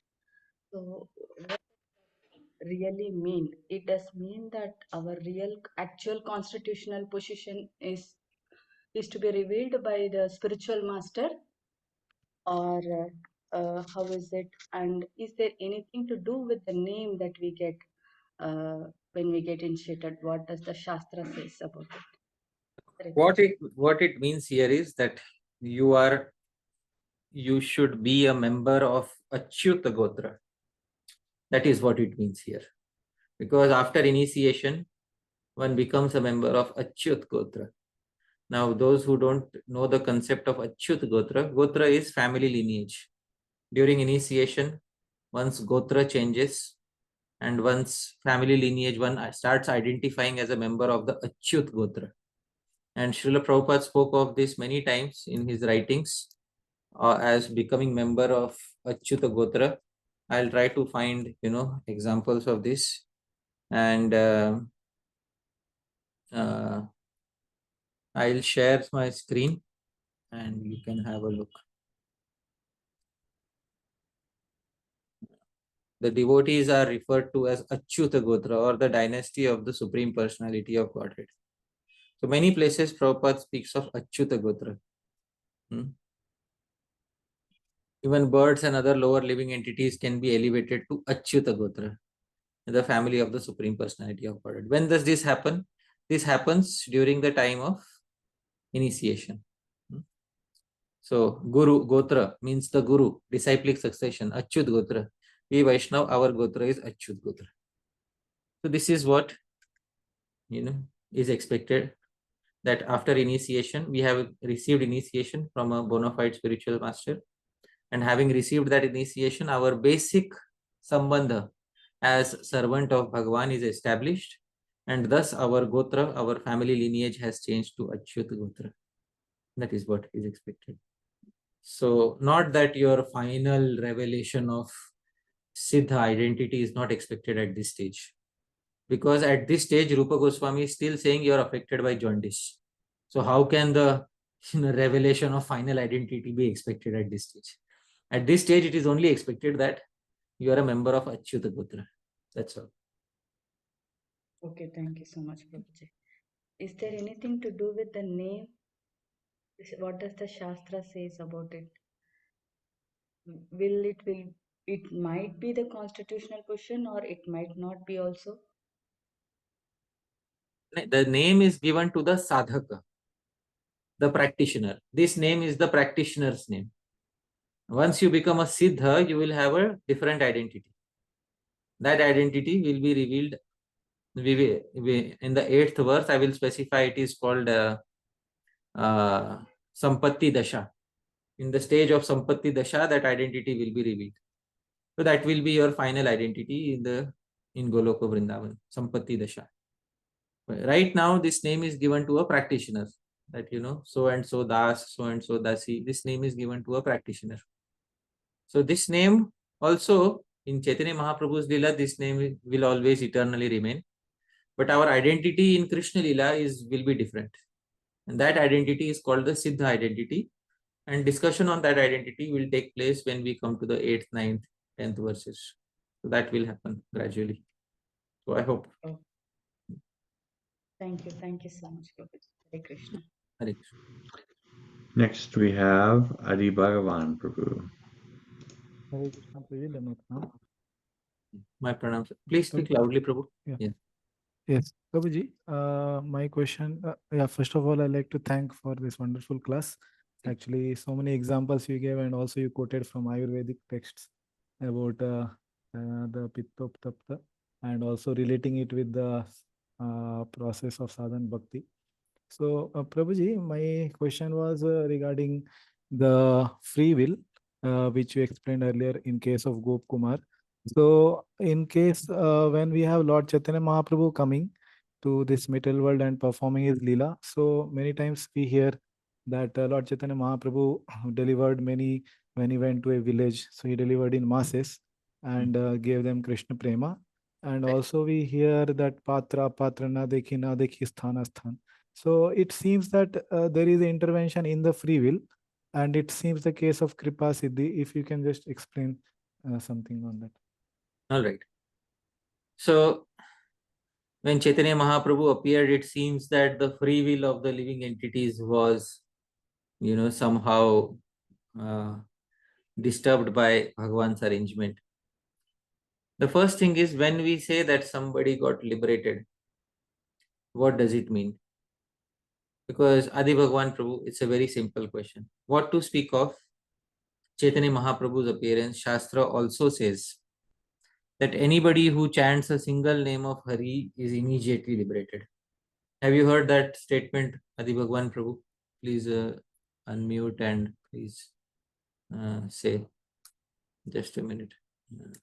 Yeah. Have you heard that sort of statement, Adi Bhagavan? Yes, Prabhuji. Yeah. So many people have chanted Bhagavan's name. Isn't it true, Adi Bhagavan Prabhu? Yes, Prabhuji. Yeah, in one sense. In one sense, no, they have chanted. Actually, they have uttered that. So they are liberated. They may be getting opportunity to do their sadhana, continue in next life. Yeah. No, it says they are liberated.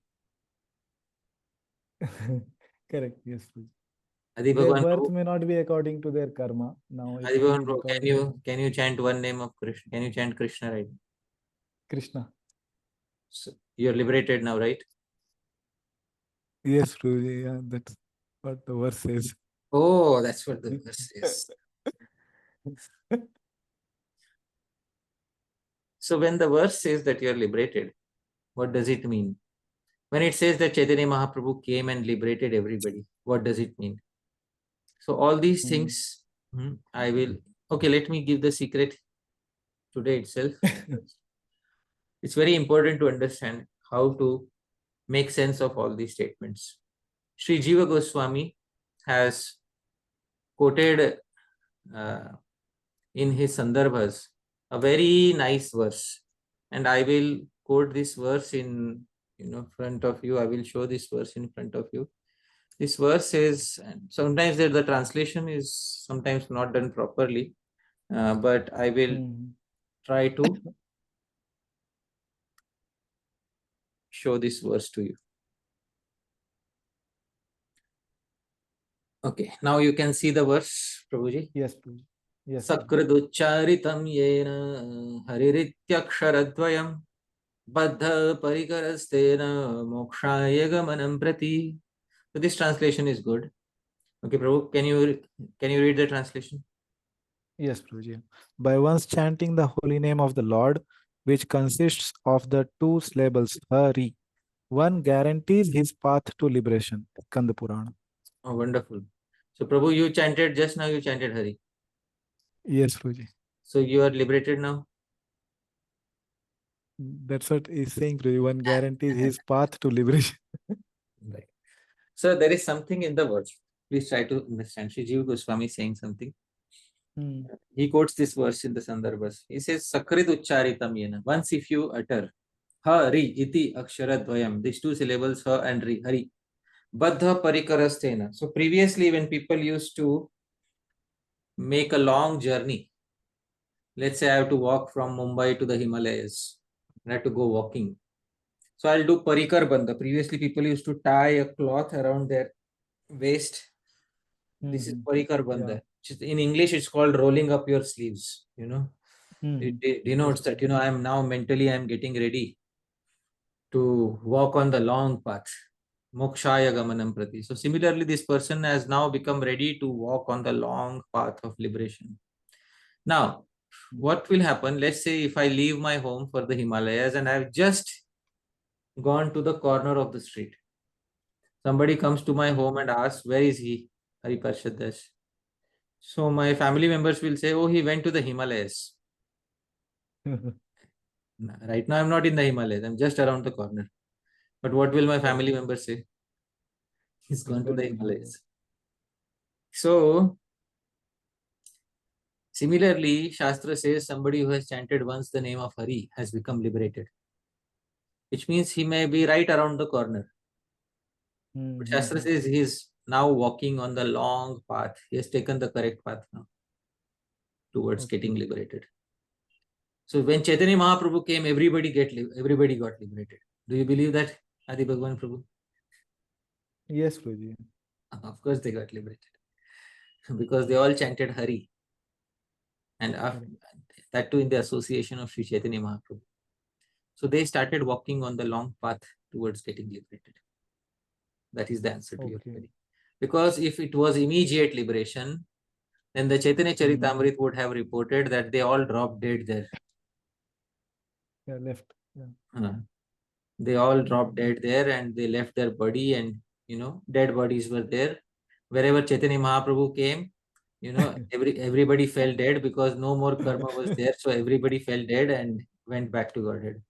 You can't go back to Godhead in the material body. Obviously, to die in order to go there.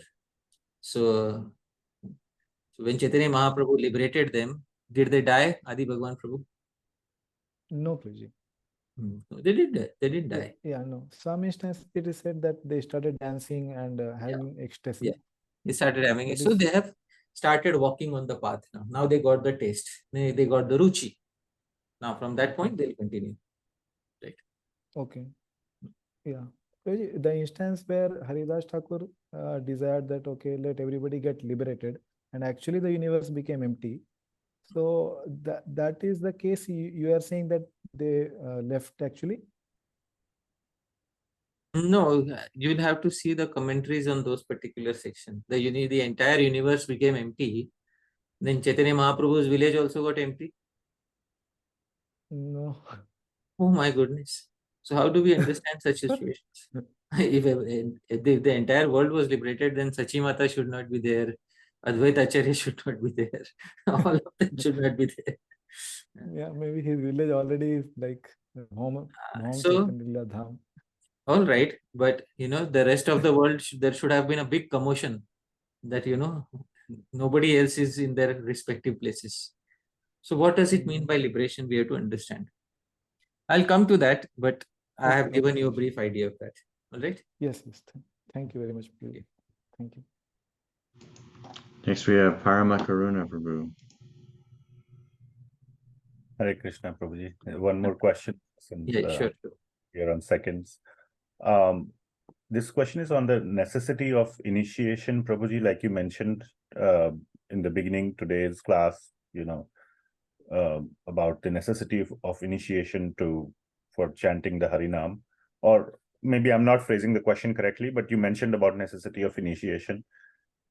Whereas I remember, I can't quote the exact verse, I'll have to search. In Chaitanya Charitamrita, Lord Chaitanya says, initiation is not necessary for taking the name and receiving the effects of the positive effects of chanting the name.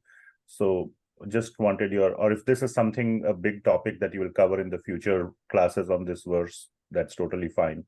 But that doubt I got when you were telling about necessity of initiation for today's discussion. Okay, so the verse in Chaitanya Charitamrita that you are speaking about is Akrishtihi Kritachetasam Sumanasam Uchchatanam Chamhasam. I will show you the verse, and this is Madhya Leela 15.110. I'll share the screen with you. Akrishtihi Kritachetasam Sumanasam Uchchatanam Chamhasam Achandalamamu Kusulabhu Vashyascha Mukti Shriya No Diksham Nacha Satkriyam Nacha Puraschariyam Managikshate Mantroyam Rasanasprageva Paliti Shri Krishna Namataka. The translation says,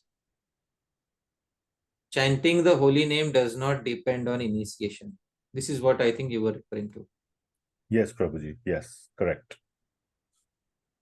Chanting does not depend on initiation, but attaining prema definitely does. So, to begin japa of the holy name does not depend on diksha, but to attain prema definitely requires the mercy of a sadhu in the form of diksha, or at least in the form of some powerful shiksha. So, general case is diksha. Generally, diksha is needed. Without the verse simply says no diksham. It doesn't expect initiation. So obviously it doesn't expect you can start chanting Hare Krishna Mahamantra even without initiation. But how far are you guaranteed without initiation? Because the standard which applies to all devotees also applies to us. Adau Shraddha, Tatah Sadhu Sangha, Atha Bhajana Kriya. So Adau Shraddha, you have some faith in Shastra, you start chanting Harinam, even though there are no sadhus. But then Tatah Sadhu Sangha, then you are expected to associate with sadhus. Tatha Bhajana Kriya, and then you are expected to perform bhajan under the guidance of those sadhus. Otherwise, Anartha Nivriti does not take place. So although you can take a mantra from a book, but that mantra will give benefit to you to a certain extent because you are expected to perform bhajan kriya. And bhajan kriya means you have to perform it under the guidance of a devotee. Today I specified from Nectar of Instruction verse number 7. And this was in the purport by Srila Prabhupada. I will take you back to the purport. And in that purport, Srila Prabhupada was saying something. Let me pull out the purport. Yeah. So in the purport which I pointed out, here it is. Prabhupada says, if one is sincere, he is initiated, and this stage is called Bhajan Kriya. That is, Bhajan Kriya means after Diksha.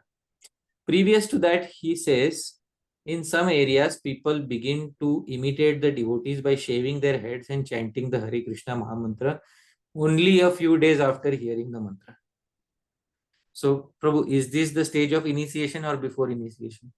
Before. But does the mantra depend on initiation at this point of time? No. No.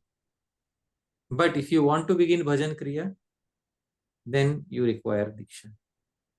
So that is the answer to your query. I hope that satisfies your query. Yes, sir. Thank you. Thank you for clear explanation.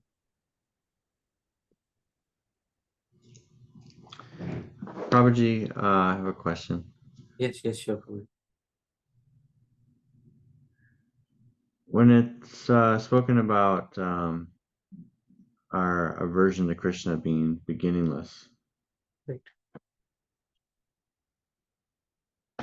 Why is it such a difficult to understand topic, whereas a lot of areas of our philosophy are very clear?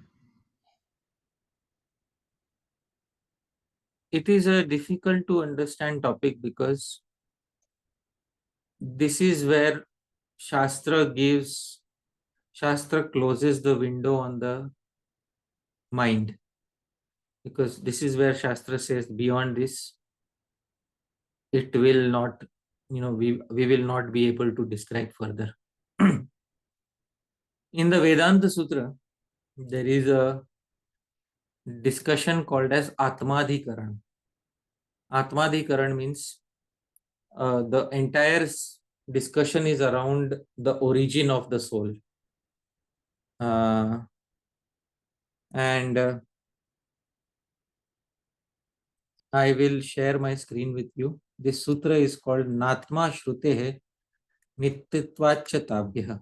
This is Vedanta Sutra 2.3.16. Natma Shruter Nityatvachatabhyah. Na Atma Shruter Nityatvachatabhyah. Because the individual spirit soul is eternal, and because the statements of the Shruti, Shastra and other scriptures, the idea about the individual spirit soul is not true. Basically, the question being asked is, what is the origin of the Jiva? Not how Jiva came in the material world. How was the Jiva produced? How did the Jiva come into existence? So, obviously, not only is the bondage beginningless, but the existence of the Jiva is also beginningless. So Vedanta Sutra says, Na Atma, the soul did not take birth at any point of time. Why Shrutehe? Because Shruti says that there are no statements in the Shrutis, in the Vedas, which describe anything about the birth of the living entity. So when the Shruti itself does not describe anything about the birth of the living entity, so stop inquiring any further, because now you have entered into the window of Anadi. And once you enter into the window of Anadi, this window of infinite time is not perceivable by a conditioned soul with 4 defects, one of the defect being limited senses. It is not perceivable by a living entity who has 4 defects. So, then people also ask this question, then, it just becomes very theoretical. So some things will always remain in that window. And this is also not only even in the case of science. I'll give you an example from science. Those who have studied particle physics, and in particle physics, they study these atoms, neutron, electrons, protons. And let me tell you, none of this is seen from the eye. All of them are giving one theory after another, that within the atom, there is a certain structure of proton, neutrons, and electrons. And one scientist says something and the other scientist comes and disproves him. Einstein said something about relativity and quantum mechanics tried to disprove him. Einstein was unhappy about quantum mechanics disproving him, so Einstein made up another theory. And in this way, it's all about theory. Neither Einstein looked inside the atom, nor Stephen Hawking looked inside the atom, nor anybody else has looked inside the atom till today. Particle physics is purely theoretical subject matter because you are looking in the imperceptible domain. Similarly, this Anadi is also an imperceptible domain. Therefore, after a certain time, Shastra says, rather than speculating about it like scientists and coming up with 10 different ideas and then fighting about it, Shastra says, Natma Shruter Nityatvachatabhyam. Shruti is quiet. When Shruti is quiet about it, it should be understood that the soul did not have any origin. So I hope that satisfies your query to some degree. Thank you, Prabhuji. So does that mean that we shouldn't try to use logic to understand the topic? You shouldn't use, because logic takes you to a certain extent, and there is a verse in Shastra about that. Tarko Pratishta Shruta Yoga Binna. There is also another verse. Achintya khalu ye bhava anatam starkena yojayet. That is the verse which I was trying to find. I will show you that verse. This verse is very important because it is a very good reminder. Srila Prabhupada spoke this verse in one time many times he used to speak this verse in his lectures. Achintya khalu ye bhava na tam starkena yojayet. I will share my screen with you. One of the conversations, Srila Prabhupada is saying this. See here. He says, unless you accept Krishna's inconceivable energy, we cannot understand Krishna. There's no possibility inconceivable, achintya. So, achintya khalu ye bhava. Those phenomenons that are inconceivable. Na tam starkena yoje. Don't try to measure them using logic. So this is what Mahabharata says. Now this is not for, Vedic literature makes this statement after taking you to the furthest possible point. And then when it knows that beyond this there will only be speculation, that is where Vedic literature tells you, please stop here. This is the limit which you can reach in your human form of existence. So beyond this, there is only speculation, and there's no use of living a life of speculations. That's what all the scientists are doing, whether the atom has, this particle or whether it does not have that particle inside it. And 50 years later, somebody disproves him, and that scientist turns out to be incorrect for 50 years. So, and then by that time, he's already received a Nobel Prize for something which is going to be disproved in the future. So this is, why Vedanta says, please stop here. This is achintya. Right? But it only says that when all possibilities of conceiving it, visualizing it are exhausted. So I hope that satisfies your query. Thank you, Prabhuji. At the risk of breaking my own rules of not doing extended questions, would it be correct to say that logic is a type of thinking or discussion which is based on an understanding of the nature of reality? For example, cause and effect, fundamental forces or particles, and you, by understanding the nature of reality, you're able to work your way through certain things even if you don't directly perceive them. But because this is discussing things beyond this world, those rules won't apply. Yeah. And even in this world, there are, particle physics is something of this world. All the particles are existing in the material world. Even in this world, there are many inconceivable phenomena which cannot be understood by human beings who have 4 defects. So there is a certain limit beyond which we will never be able to go. And although we may spend millions of dollars theorizing about it, and recently the scientists in Google, they tried to make what they call as a transportation portal. How to transport a particular particle from point A to point B in one moment. So teleportation, they're trying to do it right now at Google. Now, this is all based on theory, and they managed to transport a particle, one particle, but within a computer, not in the real world, within a computer. And that scientist received many accolades. Now, obviously, what you can do on a computer, I could also do it on a paper. People started criticizing it, You can also transport a particle on a paper. It's just theoretical transportation. You have not transported a real material particle in the real world. So the scientists, they're trying to do that. But even in the material world, there are many phenomena which are inconceivable. For example, how did karma begin? What was the beginning point of karma? Karma is anadi. Kal is anadi. Jiva is anadi. Although Jiva is not of the material world, karma is of the material world. Karma is anadi tattva. It is no beginning in time. So all these things, therefore the Mahabharata spoke not only about spiritual subject matters, also in the material world, there are some things which are inconceivable. Don't try to put logic to it, because those will always remain within that domain. So I hope that satisfies your query. So it would be pure speculation because we have no ability to verify. It's just beyond our capacity. Yeah. And then people then form groups based on speculation.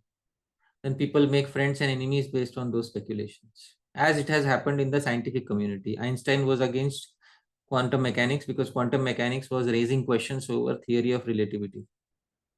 And thus Einstein teamed up with, what was his name? Some scientist, and they made up that theory of wormholes. So he made up that theory of wormholes in order to challenge quantum mechanics. This is all a part of history. So they're all, based on their theories, which have never been proven, they're all fighting. And it's also in the case of Darwin's theory. those who are supporters of Darwin, they never went back in history and saw what was, what was the reality. How did human beings come to be? And those who are anti-Darwin, they also don't know what was in history. So, but both of them are fighting each other simply based on the theory. Just because Darwin's theory is predominant in the universities, so they have an upper hand right now. But any time Bhagavan can flip the coin and they will have the lower hand. So that's the situation. Thank you, Prabhuji. And please forgive me, everyone, for my long questions. I waited until I was the last one, but now we have a couple more questions. Radha Kund Mataji. Hare Krishna, Prabhuji, Dhanyavad Pranam, Jai Srila Prabhupada. So, Prabhuji, could you please explain me what is going back to Godhead? Srila Prabhupada often uses that word, going back to Godhead. Even magazine is also there, right? So, what exactly going back to Godhead means? That Jiva goes back to Godhead means where does it actually go? Going back to Godhead, what going back to Godhead means? There is Tripad Vibhuti, there is a place outside the material world. That is where the living entity goes. There is no doubt about that. Can you please rephrase your question? I'm not able to understand. Can we unmute her? She's unmuted now. Yeah. She just has to hit the button. There you go. Because in one of your lectures, I have heard that as a Tatastha Shakti of Krishna, our origin is Brahma Jyoti. So then if we get perfected in the material world, then we are going to go back to Krishna to Goloka Vrindavana spiritual world, or if it is our origin is Brahma Jyoti, if it is as a Tatastha Shakti of the Supreme Lord, then we are going again to Brahma Jyoti. So that is what in the material world, in the material world, when the conditioned living entities, they become inclined towards Bhagavan, somebody can get inclined towards Brahma, somebody gets inclined towards Bhagavan. Those who get inclined towards Brahma, they follow the process of Jnana, they can merge back into Brahman. Those who become inclined towards Bhagavan, they can attain the spiritual world. So it depends on the process that one is following. The end result is determined by the process that one follows. Those who are Brahmavadis merge into Brahma. Those who are devotees, they go to the spiritual world and have one of the remaining 4 types of liberation in the spiritual world. So that is the answer to your query. Next we have Parama Karuna Prabhu. It's not a question, but I wanted to add a point to the wonderful discussion that you just had about quantum mechanics and other things. So from the field of mathematics, if I may add. Yeah, please. I'll be very happy to hear from you. And you could please share your opinion on it. Maybe it is right or wrong, but I feel in mathematics, for example, there's this 4-dimensional cube, which is called as a tesseract. Right. Mathematically, it exists because we have a square, then we have a 3-dimensional cube, and then we have, but even all mathematicians are completely in agreement that there is absolutely no way to imagine or visualize or have any idea about what this 4th spatial dimension. Some people say time is the 4th dimension. That's not what we are talking about completely. This is a spatial dimension, and the mathematical name called tesseract.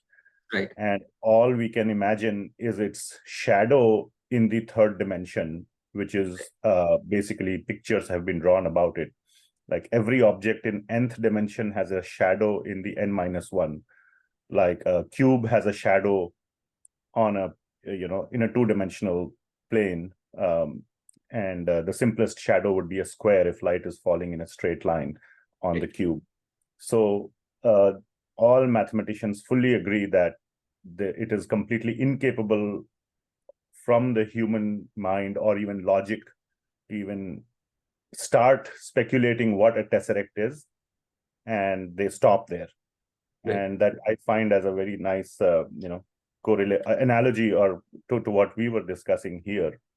And there's a very nice book also from the 1800s by a very nice mathematician called Edwin Abbott. You might have heard about it, called Flatland. And it is a book where it describes the life of these imaginary living entities who live in a two-dimensional world. So people there in that world are triangles and circles and squares and so on, and they have no conception of the third dimension at all. But we, as the readers of the book, know what the third dimension is. And at least when I read that book, I got such a wonderful insight into the mind of those two-dimensional living entities, how trapped they are, how incapable they are to even imagine what a third dimension could possibly be. And they are so surprised when a third dimensional living entity appears in their world. They completely are blown out and they cannot understand what's going on. And it describes a very wonderful way of imagining something at one level or trying to get into their mind as to how unimaginable or how out of logic they get. So it was it's something I just wanted to bring out, but if you would like to share any or correct me in any case. I mean, one thing I'd like to say is, always it is said, scientists and mathematicians, we talk on facts, verifiable evidence. The one thing which I learned in mathematics, one concept which I learned was imaginary number, a number which has no existence in reality. It is defined as the square root of -1. And this imaginary number, it cannot be drawn on a real world graph. So, but still scientists theorized about an imaginary number and they called it imaginary number.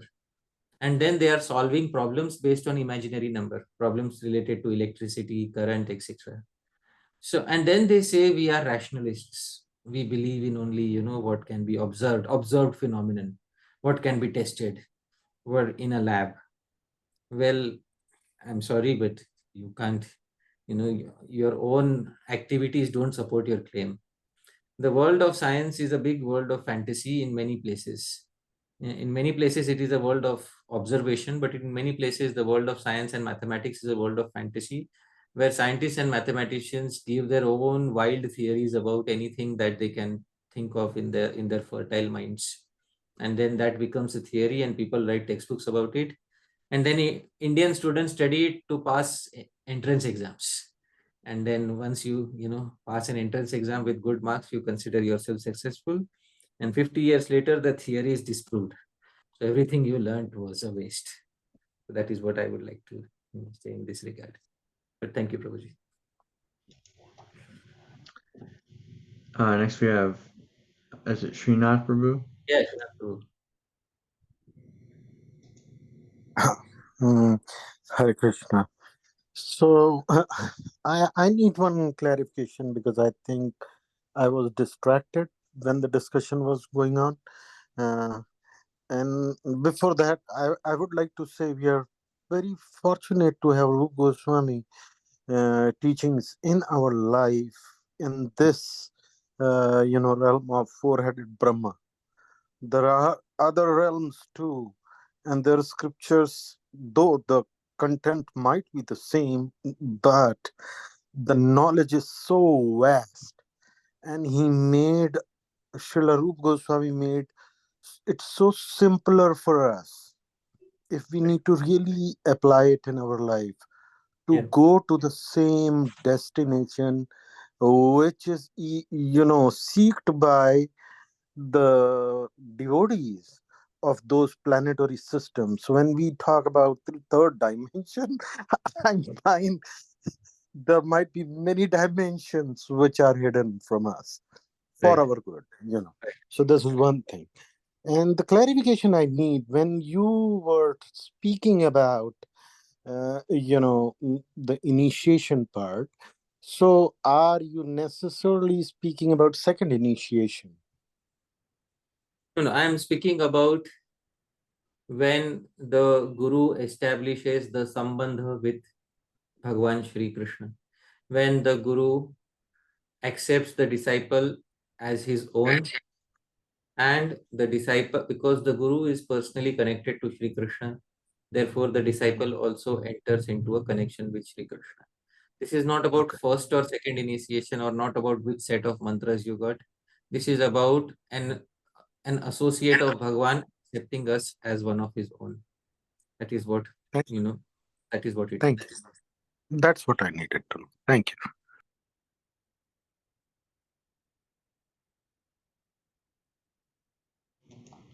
I have one last question, Prabhuji, a practical one. How can we become more steady in our devotional practices? We can become steady in our devotional practices when we understand our current position, where we are right now, and we naturally accept ourselves for who we are, and then try to progress from that position.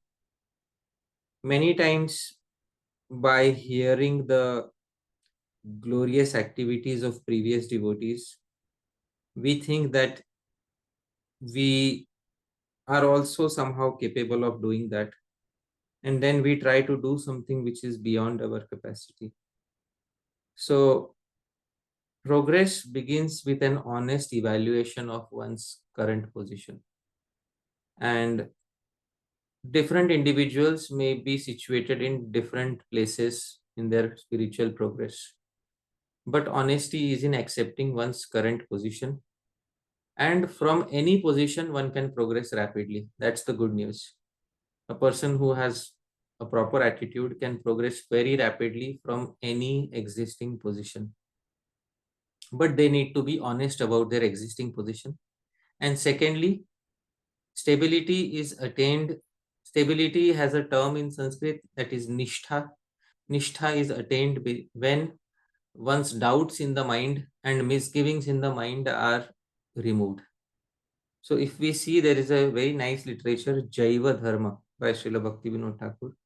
In this literature is mainly based on a question and answer format, where the guru is going to great extent in order to remove all the doubts of the disciple, and the disciple asks many doubts. There's Brajanath, and then there is one Babaji who, there is a discussion which takes place. And when the guru and disciple sit together and the guru clears out the misconceptions of the disciple, at that point of time, the disciple's misgivings are removed, and the disciple learns the culture of understanding Shastra Pramana. The disciple himself studies Shastra. Then the disciple begins to have his own faith in the statements of Shastra. Previously, many individuals are running on the basis of somebody else's faith. Many people are running their spiritual life on the basis of somebody else's faith. I am in spiritual life because, well, this great devotee is doing so, and therefore he must be doing something correct. Therefore, I am also practicing spiritual life. So, santah parikshanya tarad bhajante mudha parapratyayana buddhi. Mature sadhus first try it out themselves and then accept something. And the immature ones are always hanging on the branches of other people's opinions.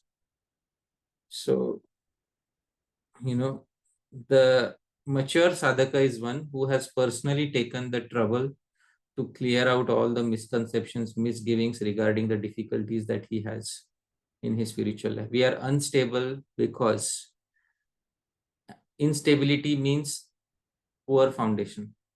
The only reason for instability is a poor foundation. If one's foundation is strong, there is no question of instability. So any individual who can help us fortify our foundation, that individual should be taken shelter of. That person is our Shiksha Guru. So that, I hope that answers your query. Thank you, Prabhuji. Probably wrap up with these next two questions. Next we have Prashant Prabhu. Hare Krishna Prabhuji, Dandavat Pranam. Thanks for your wonderful discourse in the class. Prabhuji, my question is not related to today's class but it was one answer which you gave just now. This was regarding to the Ishopanishad, and there when you're talking about the Tripad Vibhuti and Ekpad Vibhuti, in the next paragraph itself, couple of Prabhupada is writing at the purport that based on the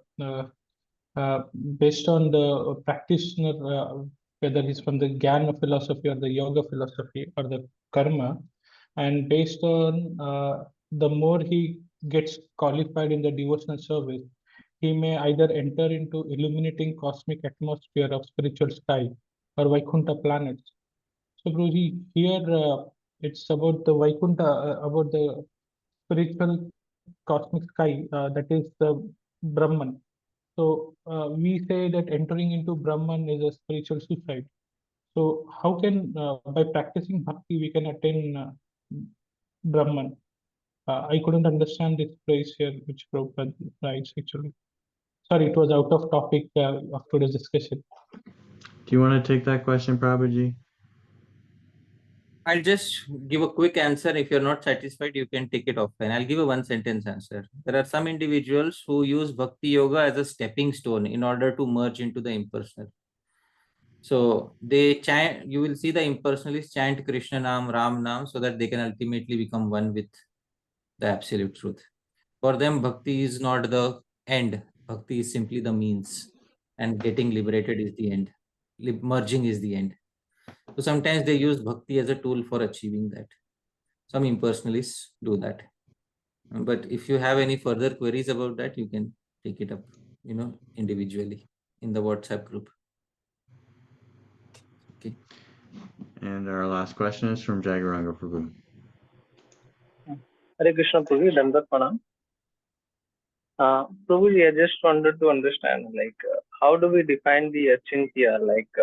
We use this word in ISKCON, but many devotees use this very casually. But what is the actual definition of achintya? And since our sampradaya is based on achintya, Veda Ved Tattva, how do we understand this achintya? Prabhuji, the question is self-contradictory. How do you make achintya chintya? How do you define what is undefinable? That is your question, Prabhu. Your question is essentially this. How do you conceive the inconceivable? That is your question. If there could be a definition for achintya, then the achintya would cease to be achintya. Achintya would become chintya. That would defeat the purpose of achintya at that point of time. Achintya, by its very nature, the previous term for achintya, not previous, the term used by other sampradayas, Adi Shankaracharya uses the term avitarkya. Avitarkya means, it cannot express it using any logic and argumentation. So Adi Shankaracharya says Maya is avitarkya. This illusion is, inexplicable in terms of logic and argument. So that what he calls avitarkya, the term used in our sampradaya is achintya, inconceivable. There is a nice statement in the Upanishads, and I will tell you how best to, let me see.